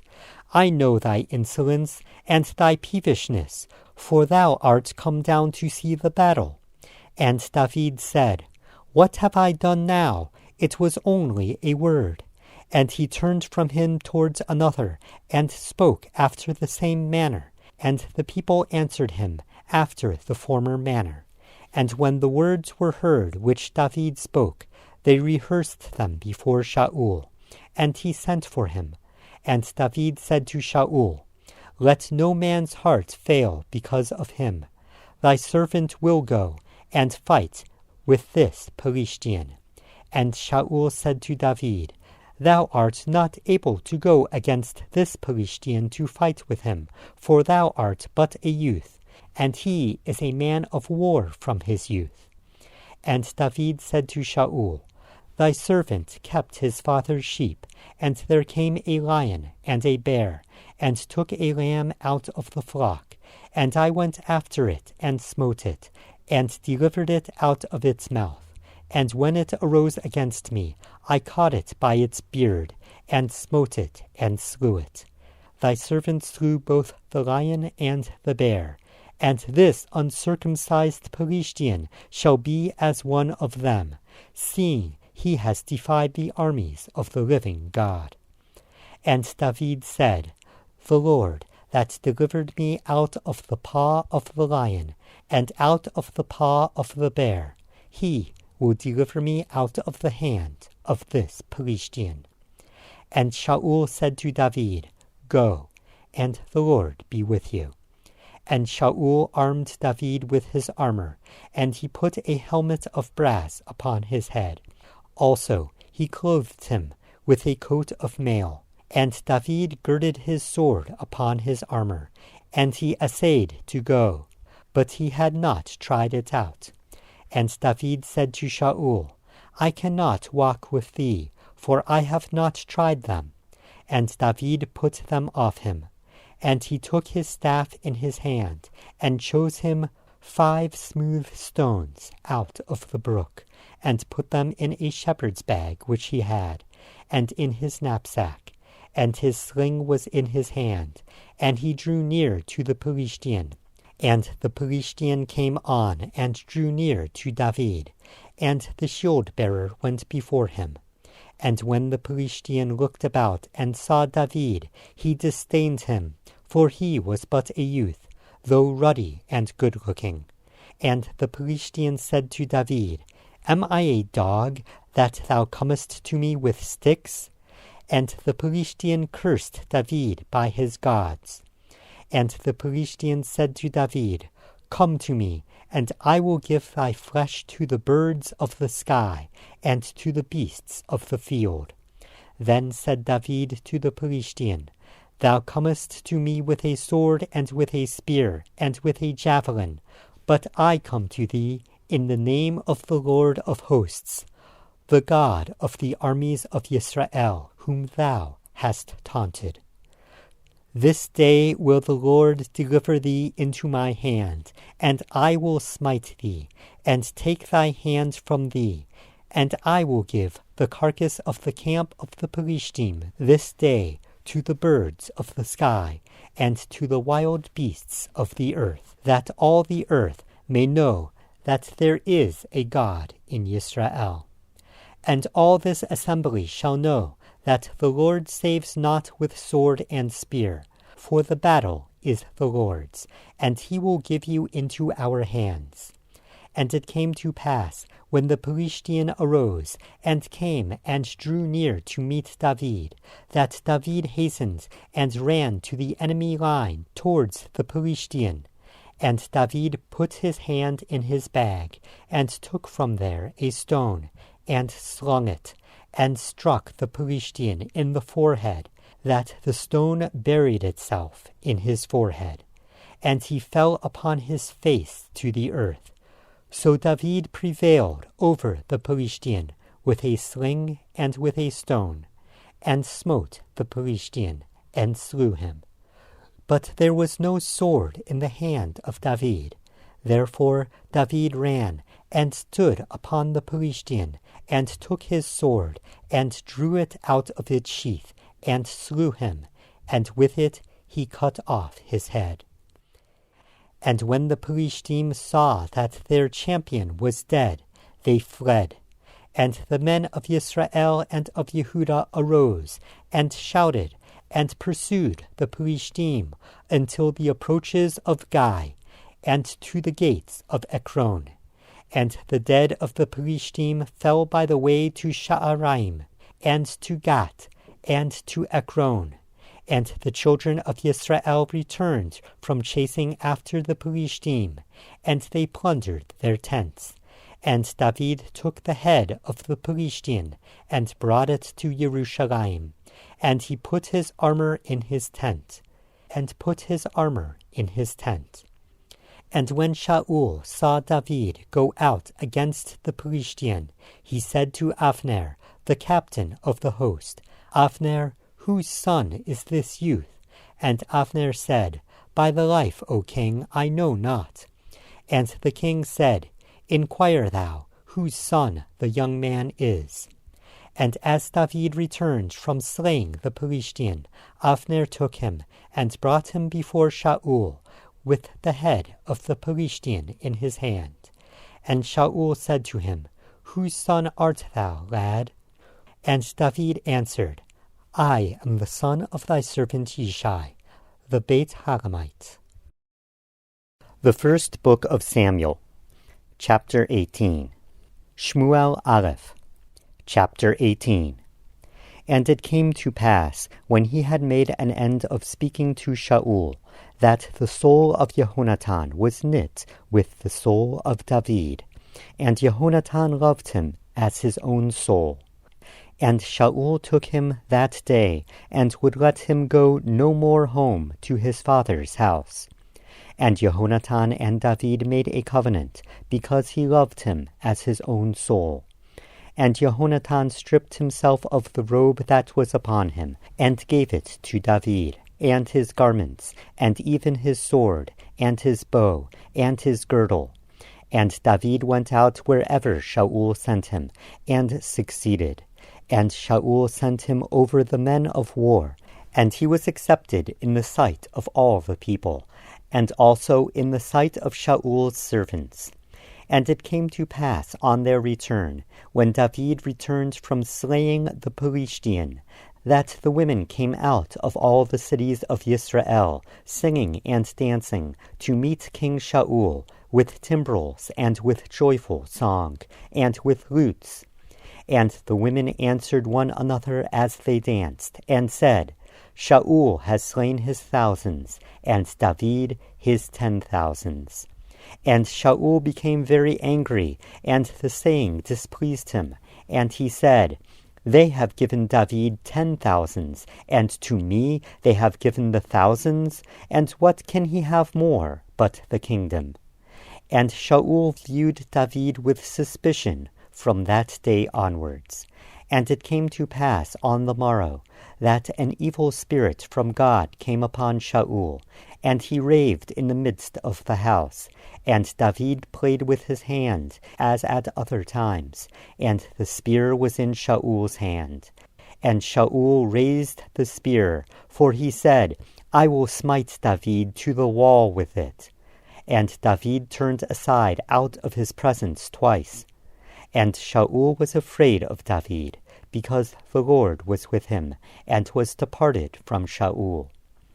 Therefore Shaul removed him from him, and made him a captain over 1,000, and he went out and came in before the people. And David succeeded in all his ways, and the Lord was with him. Wherefore when Shaul saw that he succeeded so well, he was afraid of him. But all Israel and Yehudah loved David, for he went out and came in before them. And Shaul said to David, Behold, my elder daughter, Merav, her will I give thee to wife. Only be thou valiant for me, and fight the Lord's battles. For Shaul said, Let not my hand be upon him, but let the hand of the Philistine be upon him. And David said to Shaul, Who am I, and what is my life, or my father's family in Israel, that I should be son-in-law to the king? And so it came to pass, at the time when Merav, Shaul's daughter, should have been given to David, that she was given to Adriel, the Mecholati, to wife. And Michal, Shaul's daughter, loved David. And they told Shaul, and the thing pleased him. And Shaul said, I will give him her, that she may be a snare to him. That she may be a snare to him, and that the hand of the Philistine may be against him. And Shaul said to David, Thou shalt this day be my son-in-law, through the second. And Shaul commanded his servants, saying, Speak with David secretly, and say, Behold, the king has delight in thee, and all his servants love thee. Now therefore be the king's son-in-law. And Shaul's servants spoke those words in the ears of David. And David said, Seemed it to you a light thing to be a king's son-in-law, seeing that I am a poor man and insignificant? And the servants of Shaul told him, saying, In this manner did David speak. And Shaul said, Thus shall you say to David, The king desires no dowry, but 100 foreskins of the Philistine, to be avenged of the king's enemies. But Shaul thought to make David fall by the hand of the Philistine. And when his servants told David these words, it pleased David well to be the king's son-in-law. Now before the days were expired, David arose and went, he and his men, and slew the Philistine 200 men. And David brought their foreskins, and they gave them in full number to the king, that he might be the king's son-in-law. And Shaul gave him Michal his daughter to wife. And Shaul saw and knew that the Lord was with David, and that Michal, Shaul's daughter, loved him. And Shaul continued to be afraid of David. And Shaul became David's enemy continually. Then the princes of the Philistine went out, and it came to pass, after they went out, that David proved himself more competent than all the servants of Shaul, so that his name was highly prized. The First Book of Samuel, Chapter 19. Shmuel Aleph, Chapter 19. And Shaul spoke to Jonathan his son, and to all his servants, that they should kill David. But Jehonatan, the son of Shaul, delighted much in David. And Jehonatan told David, saying, Shaul my father seeks to kill thee. Now therefore, I pray thee, take heed to thyself in the morning, and abide in a secret place, and hide thyself. And I will go out and stand beside my father in the field where thou art, and I will speak with my father about thee, and I will see what the position is, and I will tell thee. And Jehonatan spoke good of David to Shaul his father, and said to him, Let not the king sin against his servant, against David, because he has not sinned against thee, and because his deeds have been very good towards thee. For he did take his life in his hand, and slew the Philistine. And the Lord performed a great salvation for all Israel. Thou didst see it, and didst rejoice. Why then wilt thou sin against innocent blood, to slay David without cause? And Shaul hearkened to the voice of Jehonatan, and Shaul swore, As the Lord lives, he shall not be slain. And Jehonatan called David, and Jehonatan related all those things to him. And Jehonatan brought David to Shaul, and he was in his presence, as in times past. And there was a war again, and David went out and fought with the Philistine, and slew them with a great slaughter. And they fled from him. And an evil spirit from the Lord came upon Shaul, as he sat in his house, with his spear in his hand. And David played with his hand. And David played with his hand. And Shaul sought to smite David, even to the wall, with the spear.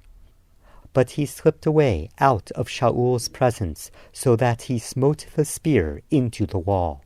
And David fled, and escaped that night.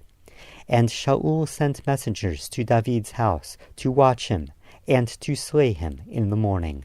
And Michal, David's wife, told him, saying, If thou save not thy life tonight, tomorrow thou shalt be slain.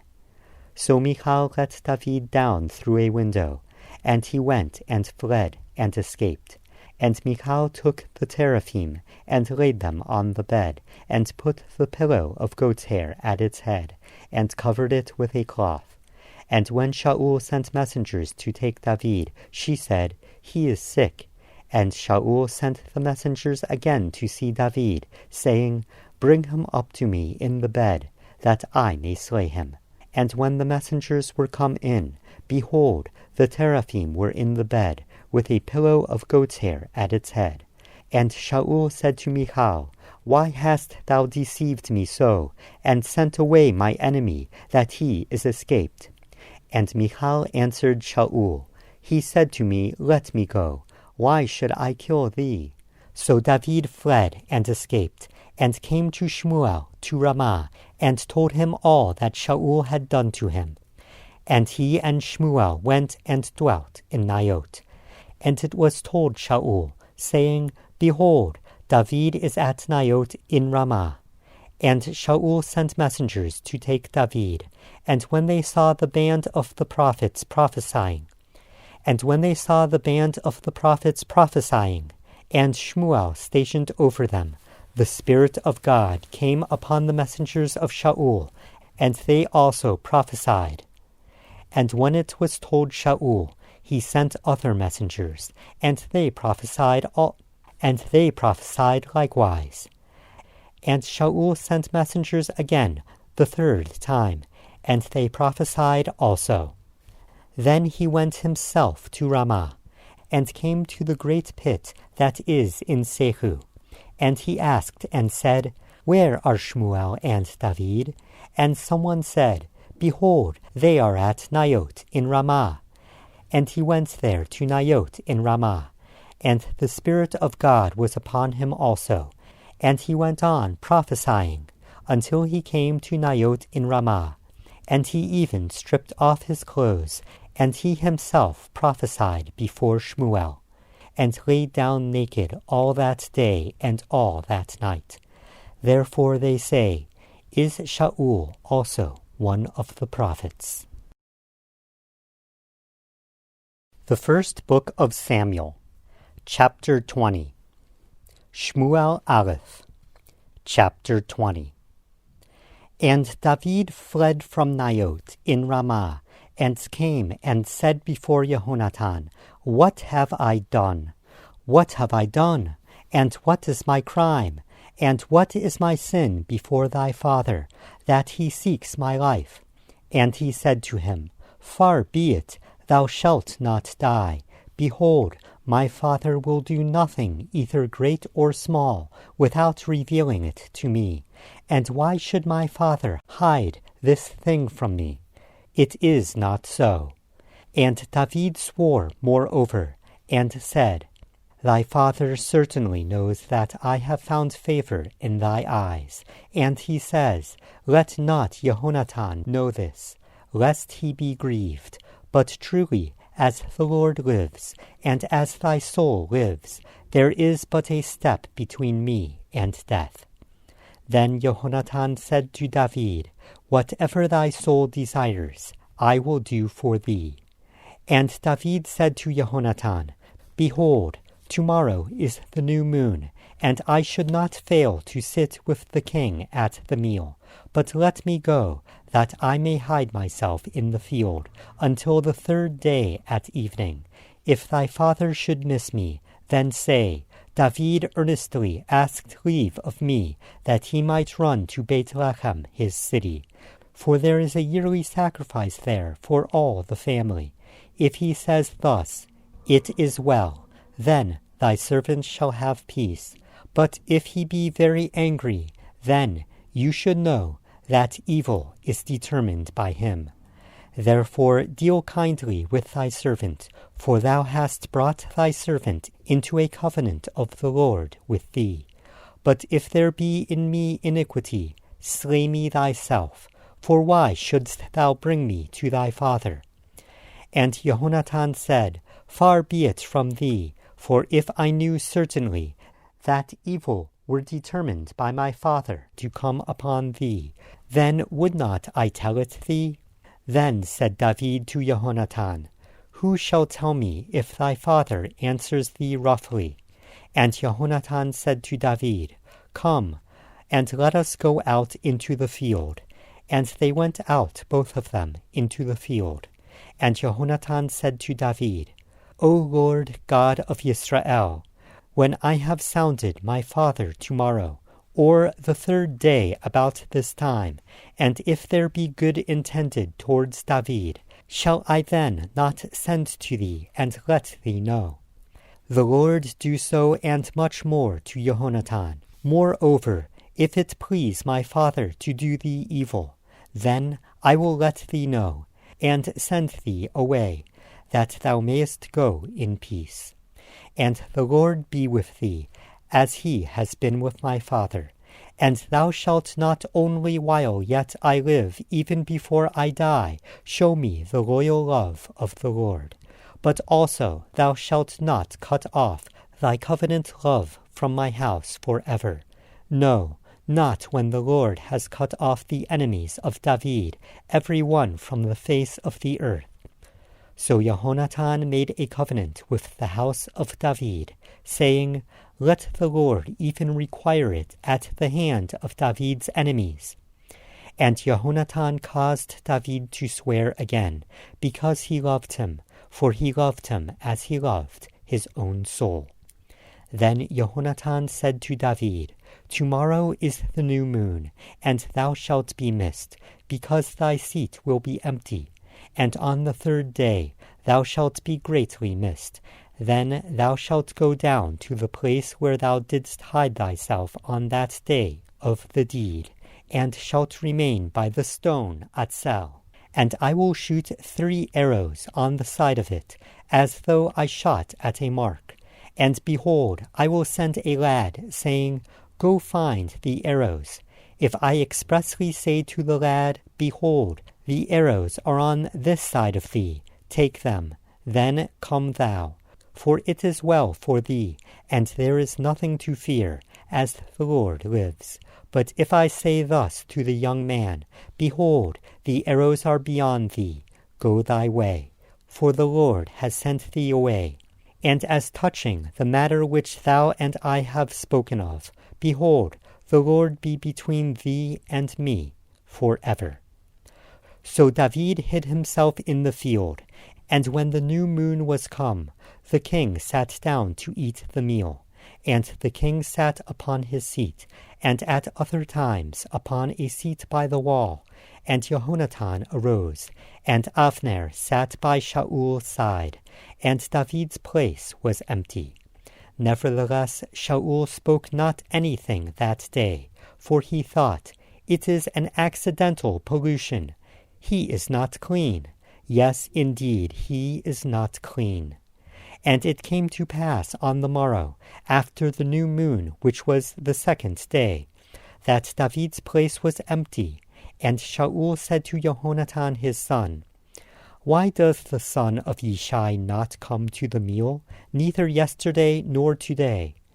And Jehonatan answered Shaul, David earnestly asked leave of me to go to Bethlehem, and he said, Let me go, I pray thee, for our family has a sacrifice in the city, and my brother, he has commanded me to be there. And now, if I have found favor in thy eyes, let me get away, I pray thee, and see my brothers. Therefore he does not come to the king's table. Then Shaul's anger burned against Jehonatan, and he said to him, Thou perverse and rebellious son, do not I know that thou hast chosen the son of Yishai to thy own disgrace, and to the disgrace of thy mother's nakedness? For as long as the son of Yishai lives on the ground, thou shalt not be established, nor thy kingdom. Now send and fetch him to me, for he shall surely die.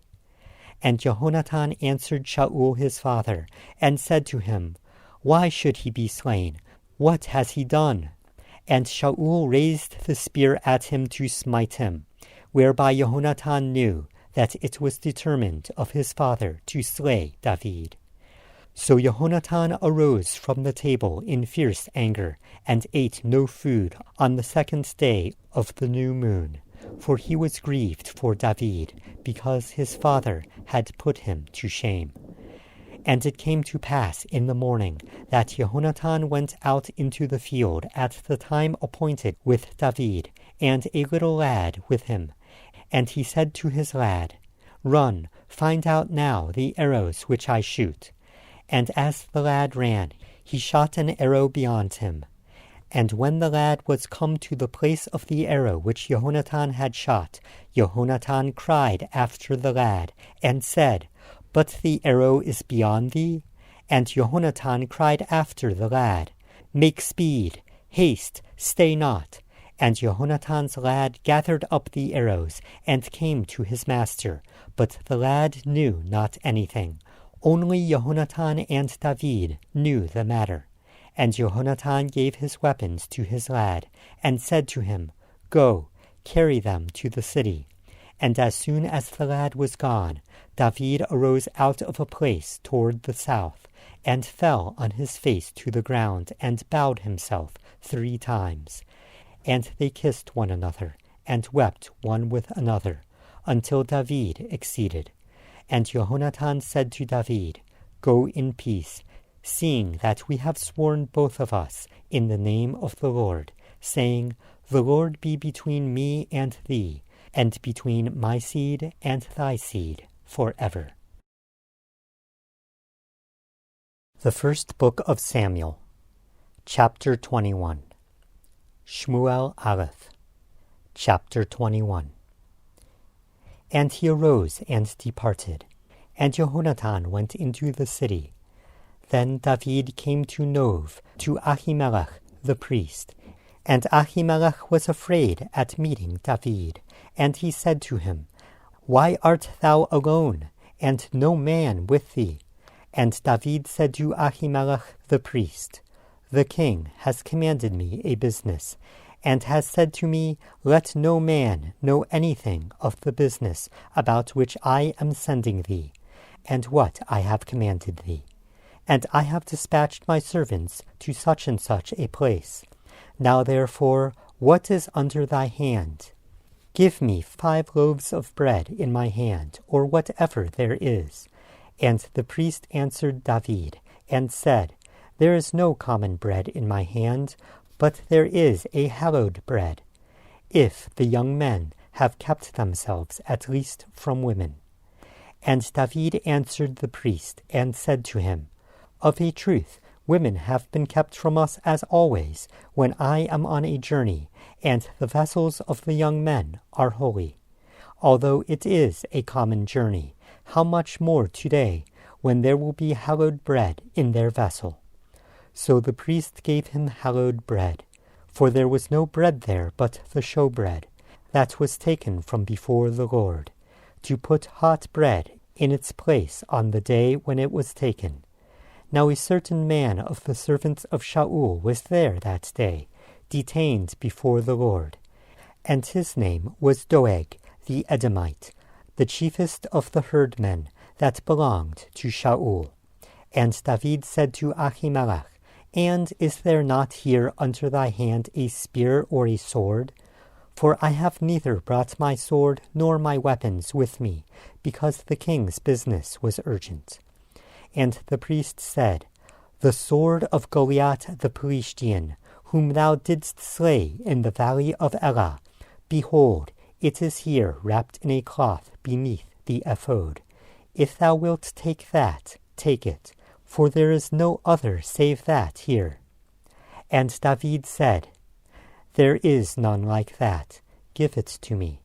And David arose, and fled that day from before Shaul, and went to Achish, the king of Gath. And the servants of Achish said to him, Is not this David, the king of the land? Did they not sing one to another of him in dances, saying, Shaul has slain his thousands, but David his 10,000s? And David laid up these words in his heart, and was sore afraid of Achish, the king of Gath. And he changed his behavior before them, and feigned himself mad in their hands, and scratched at the doors of the gate, and let his spittle run down upon his beard. Then said Achish to his servants, Lo, you see the man is mad. Why then have you brought him to me? Am I short of mad men, that you have brought this fellow to play the madman in my presence? Shall this fellow come into my house? The First Book of Samuel, Chapter 22. Shmuel Aleph, Chapter 22. David therefore departed from there, and escaped to the cave of Adullam. And when his brothers and all his father's house heard it, they went down there to him. And every one that was in distress, and every one that was in debt, and every one that was discontented, gathered themselves to him, and he became a captain over them. And there were with him about 400 men. And David went thence to Mitzpah of Moab. And he said to the king of Moab, Let my father and my mother, I pray thee, come out and be with you, till I know what God will do for me. And he brought them before the king of Moab, and they dwelt with him all the while that David was in the fortress.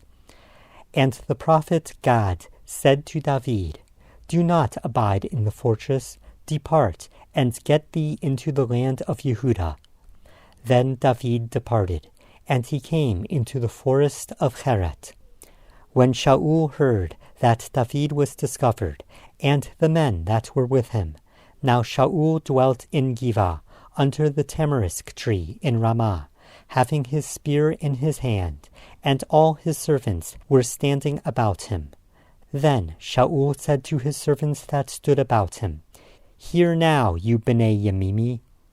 Will the son of Yishai give every one of you fields and vineyards, and make you all captains of thousands and captains of hundreds, that all of you have conspired against me, and there is none that gave me an imitation when my son made a league with the son of Yishai? And there is none of you that is sorry for me, or lets me know that my son has stirred up my servant against me, to lie in wait, as at this day. Then answered Doeg the Edomite, who was set over the servants of Shaul, and said, I saw the son of Yishai coming to Nov, to Ahimelech, the son of Ahituv. And he inquired of the Lord for him, and gave him food, and gave him the sword of Goliath the Pelishtian. Then the king sent to call Ahimelech the priest, the son of Ahituv, and all his father's house, the priests that were in Nov. And they came, all of them, to the king. And Shaul said, Hear now, thou son of Ahituv. And he answered, Here I am, my lord. And Shaul said to him, Why have you conspired against me, thou and the son of Yishai, in that thou hast given him bread and a sword, and hast inquired of God for him, that he should rise against me, to lie in wait as at this day? Then Ahimelech answered the king, and said, And who is so faithful among all thy servants as David, who is the king's son-in-law, who gives heed at thy bidding, and is honorable in thy house? Did I then begin to inquire of God for him? Be it far from me. Let not the king impute anything to his servant, nor to all the house of my father. For thy servant knew nothing of all this, less or more. And the king said, Thou shalt surely die, Ahimelech, thou and all thy father's house. And the king said to the runners that stood about him, Turn and slay the priests of the Lord, because their hand is also with David, and because they knew when he fled, and did not reveal it to me.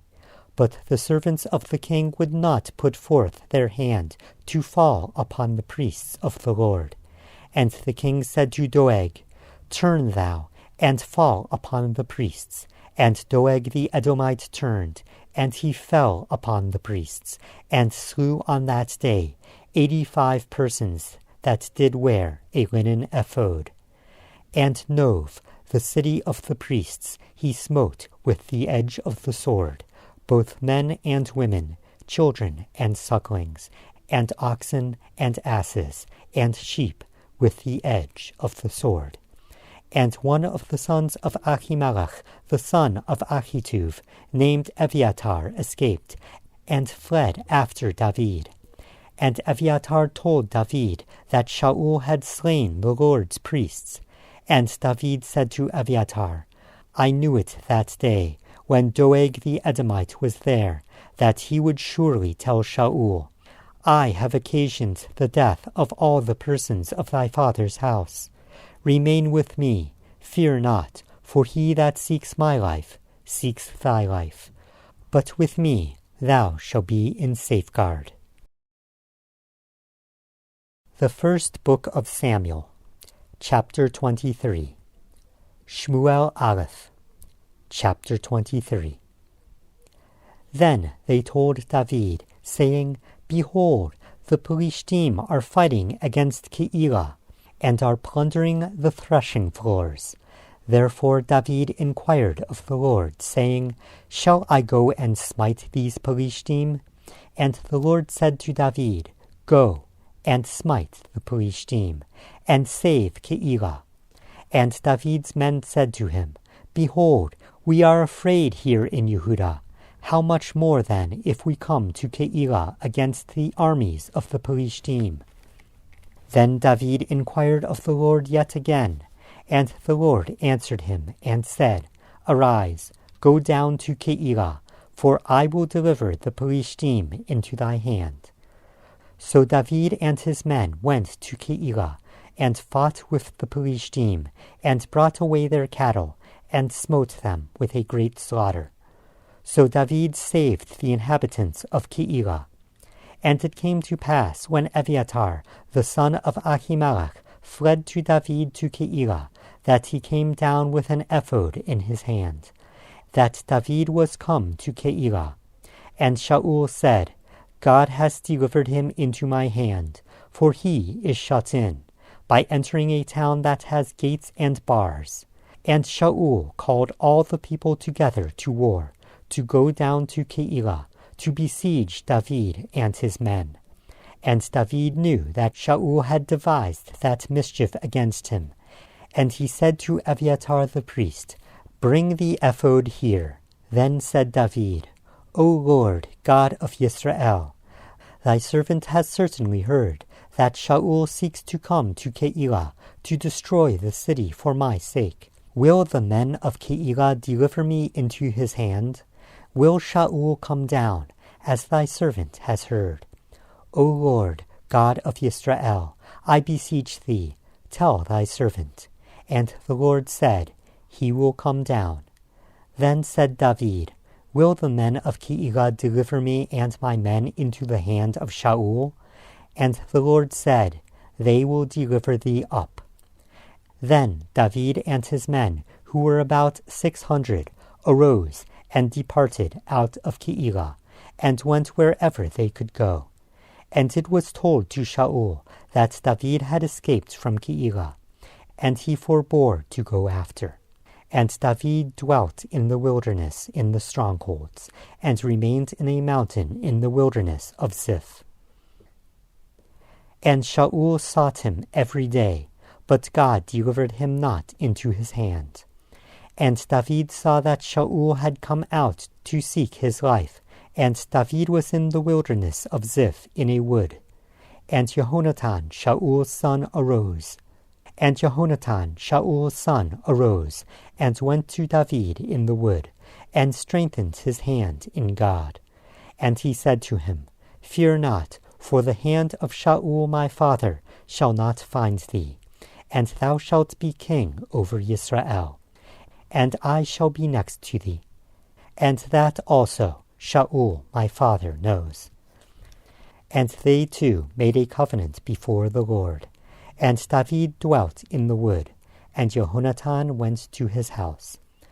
Then came up the Ziphim to Shaul to Givah, saying, Is not David hiding himself with us in strongholds in the wood, in the hill of Hachilah, which is on the right hand of the Yeshimon? Now therefore, O king, come down according to all thy heart's desire, and our part shall be to deliver him into the king's hand. And Shaul said, Blessed are you of the Lord, for you have had compassion on me. Go, I pray you, be more vigilant, and ascertain his place where his haunt is, and who has seen him there. For it is told me that he acts with great cunning. See, therefore, and take note of all the lurking places where he hides himself. And come back to me with the certainty, and I will go with you. And it shall come to pass, if he be in the land, that I will search him out throughout all the thousands of Yehudah. And they arose and went to Ziph before Shaul. But David and his men were in the wilderness of Maon, and in the Arava on the right hand of the Yeshimon. Then Shaul and his men went to seek him. And they told David, so that he came down into a rock, and dwelt in the wilderness of Maon. And when Shaul heard that, he pursued after David in the wilderness of Maon. And Shaul went on this side of the mountain, and David and his men on that side of the mountain. And David made haste to get away for fear of Shaul. For Shaul and his men compassed David and his men round about to take them. But there came a messenger to Shaul, saying, Make haste and come, for the Philistine are raiding the land. Wherefore Shaul returned from pursuing after David, and went against the Philistine. Therefore they called that place Selah Hamachlokot. And David went up from there, and dwelt in strongholds at En-gedi. The First Book of Samuel, Chapter 24. Shmuel Aleph, Chapter 24. And it came to pass, when Shaul was returned from following the Philistine, that it was told him, saying, Behold, David is in the wilderness of En-gedi. Then Shaul took 300 chosen men out of all Israel, and went to seek David and his men upon the rocks of the wild goats. And he came to the sheepfolds by the way where there was a cave, and Shaul went in to relieve himself. And David and his men remained in the back of the cave. And the men of David said to him, Behold, the day of which the Lord said to thee, Behold, I will deliver thy enemy into thy hand, that thou mayest do to him as it seems good to thee. Then David arose, and secretly cut off the corner of Shaul's robe. And it came to pass afterwards that David's heart smote him, because he had cut off Shaul's robe. And he said to his men, The Lord forbid that I should do this thing to my master, the Lord's anointed, to stretch forth my hand against him, seeing he is the anointed of the Lord. So David scolded his servants with these words, and did not permit them to rise against Shaul. But Shaul rose up out of the cave and went on his way. And David also arose afterwards, and went out of the cave, and cried after Shaul, saying, My lord the king. And when Shaul looked behind him, David stooped with his face to the earth, and bowed himself. And David said to Shaul, Why dost thou listen to men's words, saying, Behold, David seeks thy hurt? Behold, this day thy eyes have seen how the Lord had delivered thee today into my hand in the cave. And some told me to kill thee, but my eyes spared thee. And I said, I will not put out my hand against my Lord, for he is the Lord's anointed. Moreover, my father, see the corner of thy robe in my hand. For in that I cut off the corner of thy robe, and I did not kill thee. Thou know and see that there is neither evil nor transgression in my hand. And I have not sinned against thee, yet thou huntest my soul to take it. The Lord judge between me and thee, and the Lord avenge me of thee, but my hand shall not be upon thee. As the proverb of the ancients says, Wickedness proceeds from the wicked, but my hand shall not be upon thee. After whom is the king of Israel come out? After whom dost thou pursue? After a dead dog? After a single flea? The Lord therefore be judge, and judge between me and thee, and let him see, and plead my cause, and deliver me out of thy hand. And it came to pass, when David had made an end of speaking these words to Shaul, that Shaul said, Is this thy voice, my son David? And Shaul lifted up his voice, and wept. And he said to David, Thou art more righteous than I, for thou hast rendered me good, whereas I have rendered thee evil. And thou hast declared this day how thou hast dealt well with me, seeing that when the Lord had delivered me into thy hand, thou didst not kill me. For if a man finds his enemy, does he let him go away safe? So may the Lord reward thee good for what thou hast done to me this day. And now, behold, I know well that thou shalt surely be king, and that the kingdom of Israel shall be established in thy hand. Swear now, therefore, to me by the Lord, that thou wilt not cut off my seed after me, and that thou wilt not destroy my name out of my father's house. And David swore to Shaul. And Shaul went home, but David and his men went up to the fortress. The First Book of Samuel, Chapter 25. Shmuel Aleph, Chapter 25. Now Shmuel died, and all Yisrael were gathered together to mourn him, and they buried him in his house at Ramah.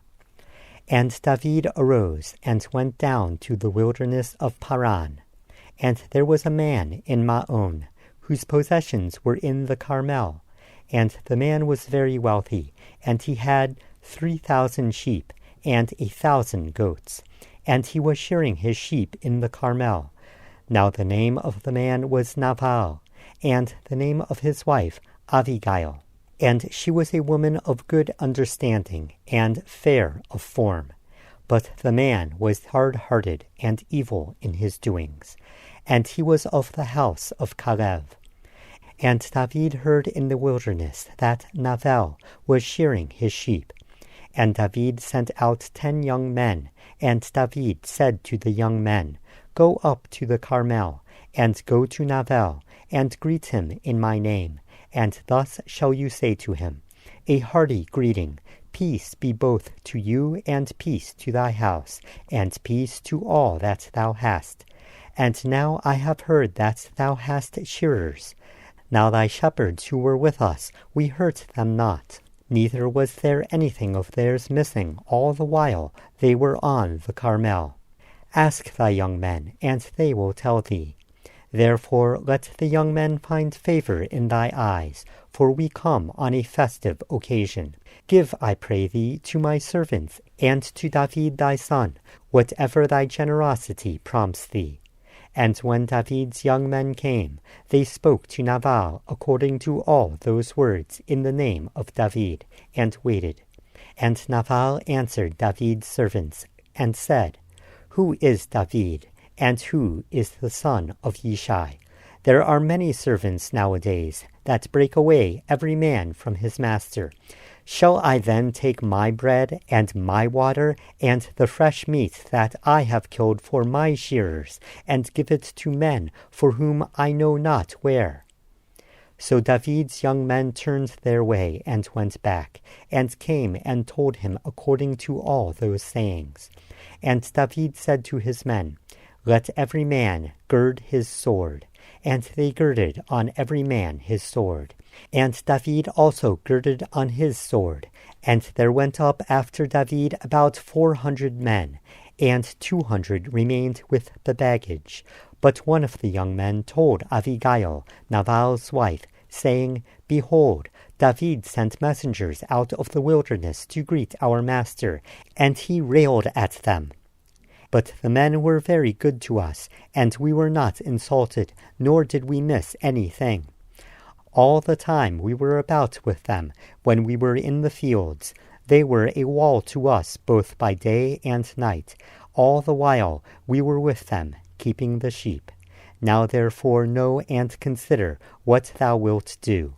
For evil is determined against our master, and against all his household, for he is such a base fellow that no man can speak to him. Then Abigail made haste, and took 200 loaves, and 2 bottles of wine, and 5 sheep ready prepared, and 5 measures of parched corn, and 100 clusters of raisins, and 200 cakes of figs, and laid them on asses, and said to her servants, Go on before me, behold, I come after you. But she told not her husband Nabal. And it was so, as she rode on the ass, that she came down by the covert of the hill, and behold, David and his men came down against her, and she met them. Now David was saying, Surely in vain I have guarded all that this fellow has in the wilderness, so that nothing of his possessions was missing, and he has rendered me evil for good. So and more also do God to the enemies of David. if I leave alive of all his people by the morning light so much as a single man. And when Abigail saw David, she hastened, and descended from the ass, and fell before David on her face, and bowed herself to the ground, and fell at his feet, and said, Upon me, my lord, upon me let this iniquity be. And let thy handmaid, I pray thee, speak in thy ears, and hear the words of thy handmaid. Let not, my lord, I pray thee, take heed of this worthless fellow Nabal, for as his name is, so is he. Nabal is his name, and folly is with him. But I, thy handmaid, did not see the young men of my lord, whom thou didst send.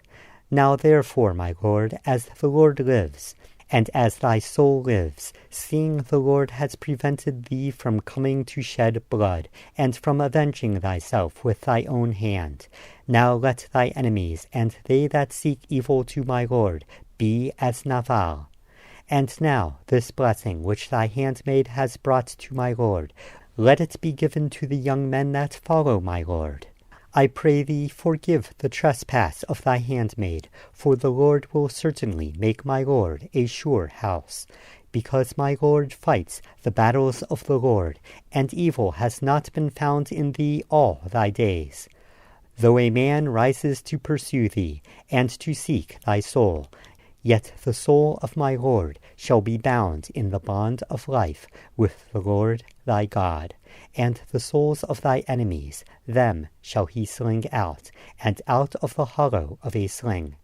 And it shall come to pass, when the Lord shall have done to my lord, according to all the good that he has spoken concerning thee, and shall have appointed thee ruler over Israel, that this shall not be a cause of stumbling to thee, nor offense of heart to my lord, that thou hast shed blood causelessly, or that my lord has avenged himself.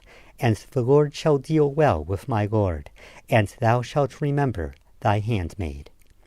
And David said to Abigail, Blessed be the Lord God of Israel, who sent thee this day to meet me, and blessed be thy discretion, and blessed be thou, who hast kept me this day from coming to shed blood, and from avenging myself with my own hand. For in very deed, as the Lord God of Israel lives, who has kept me back from hurting thee, if thou hadst not hastened and come to meet me, surely there had not been left to Nabal by the morning light so much as a single man. So David received of her hand that which she had brought him, and said to her, Go up in peace to thy house. See, I have hearkened to thy voice, and have granted thy request. And Abigail came to Nabal, and behold, he held a feast in his house, like the feast of a king.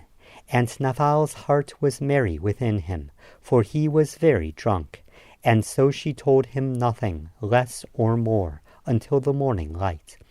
And when it came to pass in the morning, when the wine was gone out of Nabal, and his wife had told him these things, that his heart died within him, and he became as a stone. And it came to pass about 10 days after, that the Lord smote Nabal, and he died.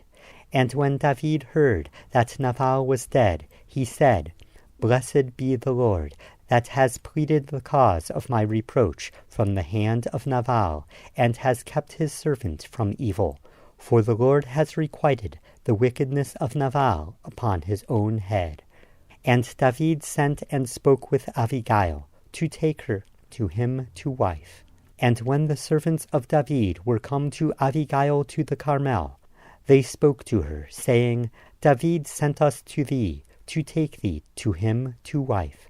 And she arose, and bowed herself on her face to the earth, and said, Behold, let thy handmaid be a servant to wash the feet of the servants of my lord.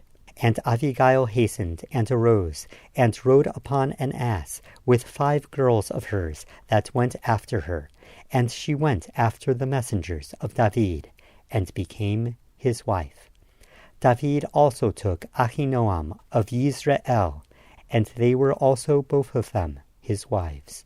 But Shaul had given Michal, his daughter, David's wife, to Palti, the son of Laish, who was from Galim. The First Book of Samuel, Chapter 26. Shmuel Aleph, Chapter 26.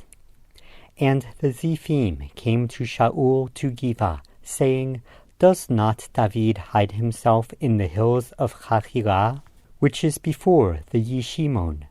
Then Shaul arose and went down to the wilderness of Ziph, having 3,000 chosen men of Israel with him, to seek David in the wilderness of Ziph.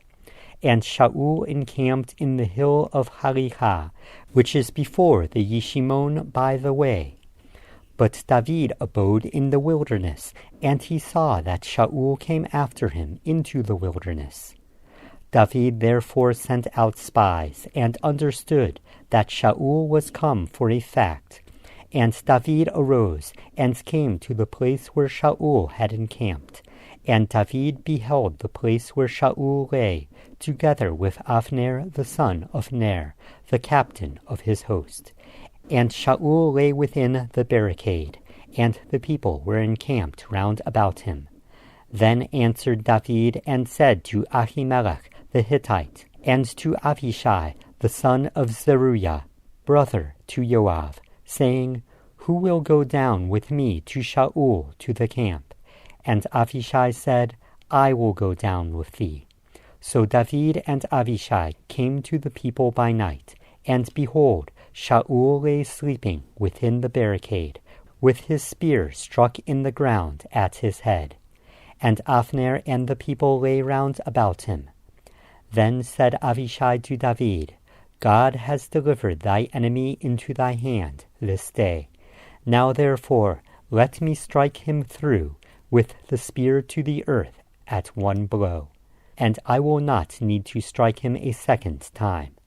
And David said to Avishai, Destroy him not. For who can stretch out his hand against the Lord's anointed and be guiltless? And David said, As the Lord lives, the Lord shall smite him, or his day shall come to die, or he shall descend into battle and be swept away. But Lord forbid that I should stretch out my hand against the Lord's anointed. But I pray thee, take thou now the spear that is at his head, and the jar of water, and let us go. So David took the spear and the jar of water from Shaul's head, and they went away, and no man saw it, or knew it, or awakened, for they were all asleep, because a deep sleep from the Lord was fallen upon them.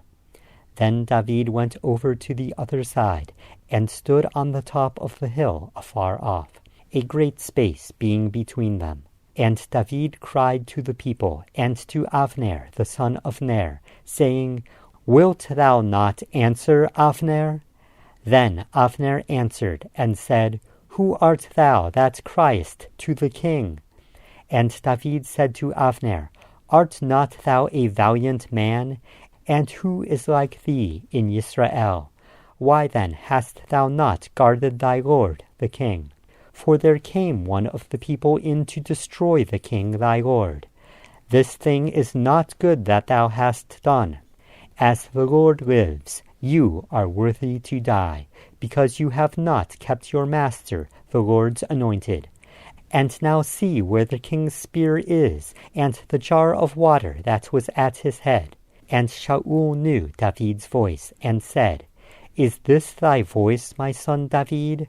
And David said, It is my voice, O my lord, the king. And he said, Why does my lord thus pursue after his servant? For what have I done? Or what evil is in my hand? Now therefore, I pray thee, let my lord the king hear the words of his servant. If the Lord has stirred thee up against me, let him accept an offering. But if they be the children of men, cursed be they before the Lord. For they have driven me out this day for being joined to the inheritance of the Lord, saying, Go, serve other gods. Now therefore, Let not my blood fall to the earth before the face of the Lord. For the king of the Lord is come out to seek a single flea, as when one hunts the partridge in the mountains.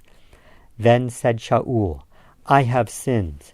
Return, my son David, for I will no more do thee harm. Because my life was precious in thy eyes this day, behold, I have played the fool, and have erred exceedingly. And David answered and said, Behold, the king's spear, and let one of the young men come over and fetch it. And the Lord requite to every man his righteousness and his faithfulness. For the Lord delivered thee into my hand today, but I would not stretch out my hand against the Lord's anointed.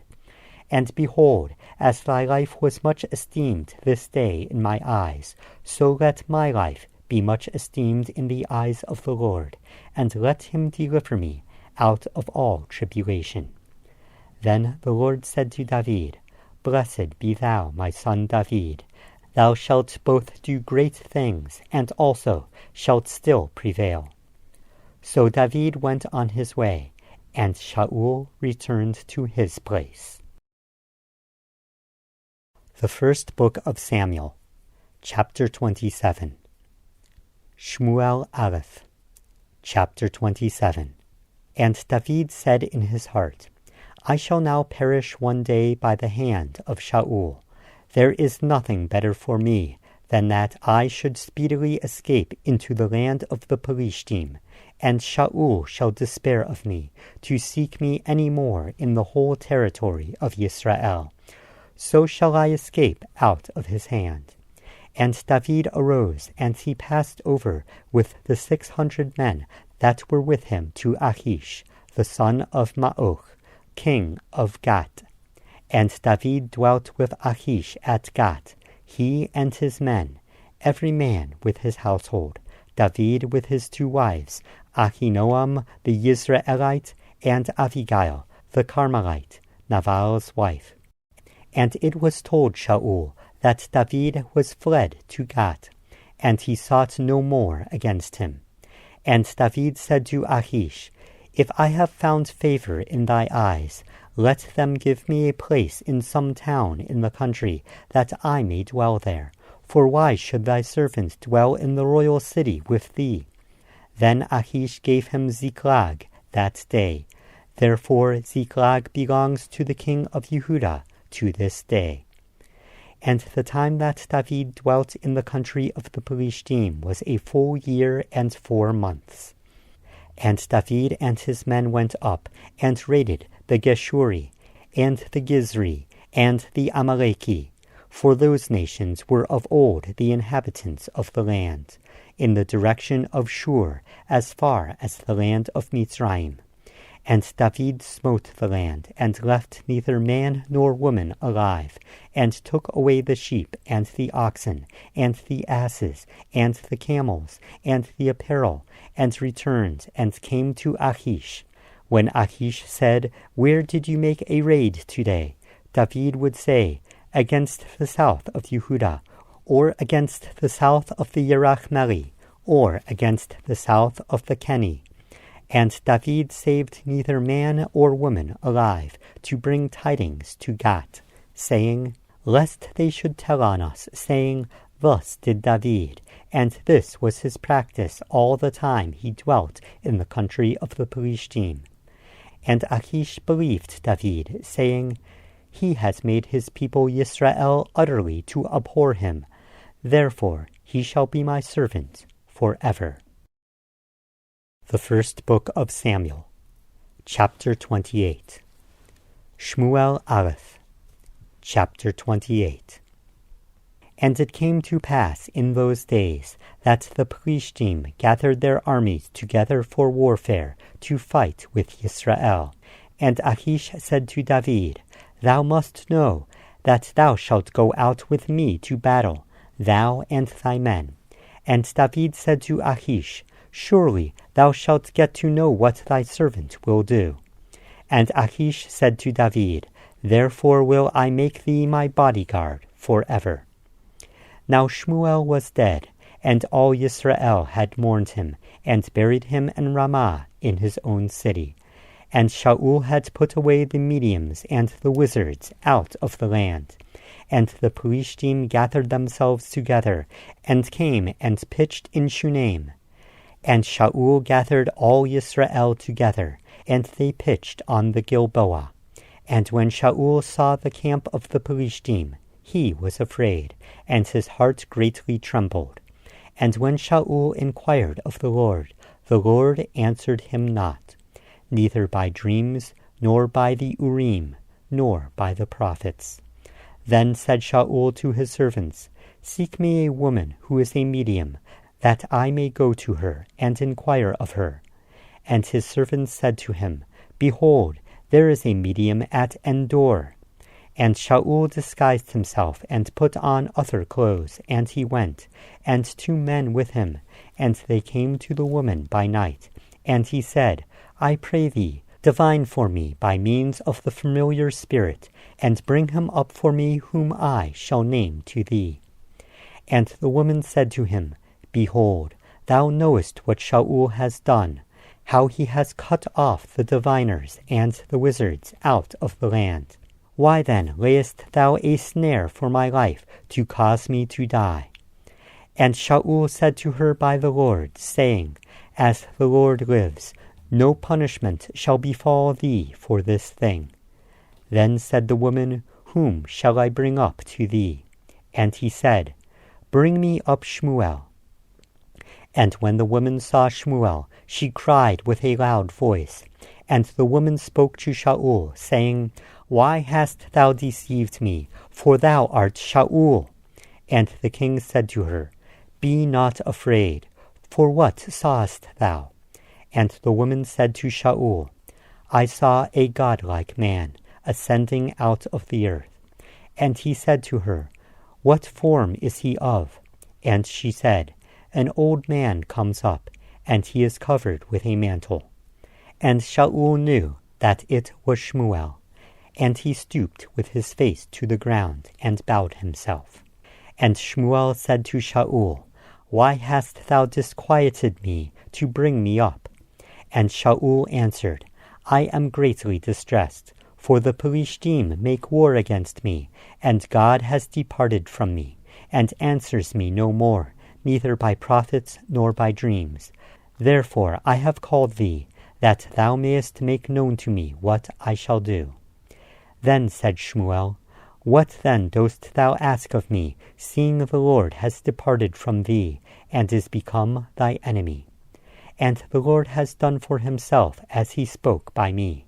For the Lord has rent the kingdom out of thy hand, and given it to thy neighbor, to David, because thou wouldst not obey the voice of the Lord, nor wouldst execute his fierce wrath upon Amalek. Therefore has the Lord done this thing to thee this day. Moreover, the Lord will also deliver Yisrael with thee into the hand of the Pelishtim, and tomorrow shalt thou and thy sons be with me. The Lord also shall deliver the camp of Yisrael into the hand of the Pelishtim. Then Shaul quickly fell full length onto the ground, and was greatly afraid at the words of Shmuel, nor was there any strength in him, for he had eaten no bread all day and all night. And the woman came to Shaul, and saw that he was much terrified. And she said to him, Behold, thy handmaid has obeyed thy voice, and I have taken my life in my hand, and have hearkened to thy words which thou didst speak to me. Now therefore I pray thee, hearken thou also to the voice of thy handmaid, and let me set a morsel of bread before thee, and eat, that thou mayest have strength when thou goest on thy way. But he refused, and said, I will not eat. But his servants together with the woman compelled him, and he hearkened to their voice. So he arose from the earth, and sat upon the bed. And the woman had fatted calf in the house, and she hastened and killed it, and took flour and kneaded it, and baked unleavened bread of it. And she brought it before Shaul and before his servants, and they did eat. Then they rose up, and went away that night.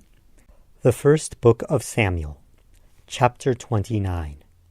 Shmuel Aleph, chapter 29. Now the Pelishtim gathered together all their camps to Aphek, and Yisrael pitched by the spring which is in Yezreel. And the lords of the Pelishtim passed on by hundreds and by thousands, but David and his men passed on in the rear with Achish. Then said the princes of the Pelishtim, What are these Hebrews doing here? And Achish said to the princes of the Pelishtim, Is not this David, the servant of Shaul the king of Israel, who has been with me a year or more? And I have found no fault in him since he came over to me this day. And the princes of the Pelishtim were angry with him, and the princes of the Pelishtim said to him, Make this fellow return, that he may go back to his place which thou hast appointed him, and let him not go down with us to battle, lest in battle he be an adversary to us. For with what might he reconcile himself to his master? Could it not be with the heads of these men? Is not this David, of whom they sang one to another in dances, saying, Shaul has slain his thousands, and David his 10,000s? Then Achish called David, and said to him, Surely as the Lord lives, thou hast been upright, and thy going out and thy coming in with me in the camp is good in my sight. For I have not found evil in thee since the day of thy coming to me this day. Nevertheless, the Lord's favor thee not. And now return, and go in peace, that thou displease not the lords of the Pelishtim. And David said to Achish, But what have I done? And what thou found in thy servant so long as I have been with thee this day, that I may not go and fight against the enemies of my lord the king? And Achish answered and said to David, I know that thou art good in my sight, as an angel of God. But the princes of the Pelishtim have said, He shall not go up with us to the battle. And now rise up early in the morning with thy master's servants that are come with thee. And as soon as you are up early in the morning, and have light, depart. So David and his men rose up early to depart in the morning, to return to the land of the Pelishtim. And the Pelishtim went up to Yisrael. The first book of Samuel, chapter 30. Shmuel Aleph, chapter 30. And it came to pass, when David and his men were come to Ziklag on the third day, that the Amaleki had raided the Negev and Ziklag, and had smitten Ziklag, and had burned it with fire, and taken the women captives, that were there both great and small. And they slew not any, but carried them away, and went on their way. So David and his men came to the city, and behold, it was burned with fire, and their wives and their sons and their daughters were taken captives. Then David and the people that were with him lifted up their voice and wept, until they had no more power to weep. And David's 2 wives were taken captive, Ahinoam the Yisraelite, and Abigail, the wife of Nabal the Carmelite. And David was greatly distressed, for the people spoke of stoning him, because the soul of all the people was grieved, every man for his sons and for his daughters. But David fortified himself in the Lord his God. And David said to Abiathar the priest, Ahimelech's son, I pray thee, bring me here the ephod. And Abiathar brought the ephod of David. And David inquired of the Lord, saying, Shall I pursue after this troop? Shall I overtake them? And he answered him, Pursue, for thou shalt surely overtake them, and without fail recover all. So David went, he and the 600 men that were with him, and came to the wadi of Besor, where those stayed who were left behind. But David pursued, he and 400 men, for 200 who were too weak to go over the wadi of Besor remained behind. And they found a Mitzrian in the field, and brought him to David, and gave him bread. And he did eat, and they made him drink water. And they gave him a slice of a cake of figs, and 2 clusters of raisins. And when he had eaten, his spirit came back to him, for he had eaten no bread, nor drunk any water, 3 days and 3 nights. And David said to him, To whom dost thou belong? And from where dost thou come? And he said, I am a young Mitzrian man, servant to an Amaleki. And my master left me, because 3 days ago I fell sick. We made a raid upon the south of the Kareti, and upon the territory of Yehudah, and came upon the south of Kalev, and we burned Ziklag with fire. And David said to him, Canst thou bring me down to this troop? And he said, Swear to me by God that thou wilt neither kill me nor deliver me into the hand of my master, and I will bring thee down to this troop. And when he had brought him down, behold, they were spread about over the whole area, eating and drinking and dancing, because of all the great spoil that they had taken out of the land of the Pelishtim, and out of the land of Yehudah. And David smote them from the twilight to the evening of the next day, and there escaped not a man of them, except 400 youngsters, who rode upon camels and fled. And David recovered all that Amalek had carried away, and David rescued his 2 wives. And there was nothing lacking to them, neither great nor small, neither sons nor daughters, neither spoil, nor anything that they had taken to them. David recovered all. And David took all the flocks and all the cattle. They rode before that herd, and declared, This is David's plunder. And David came to the 200 men, who were so faint that they could not follow David, whom they had made also to abide at the Wadi of Besor. And they went out to meet David, and to meet the people who were with him. And when David came near to the people, he greeted them.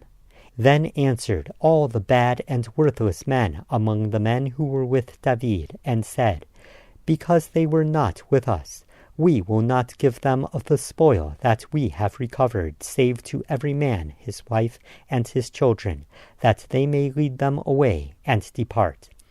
Then said David, You shall not do so, my brothers. With that which the Lord has given us, who has preserved us, and delivered the troop that came against us into our hand. For who will hearken to you in this matter?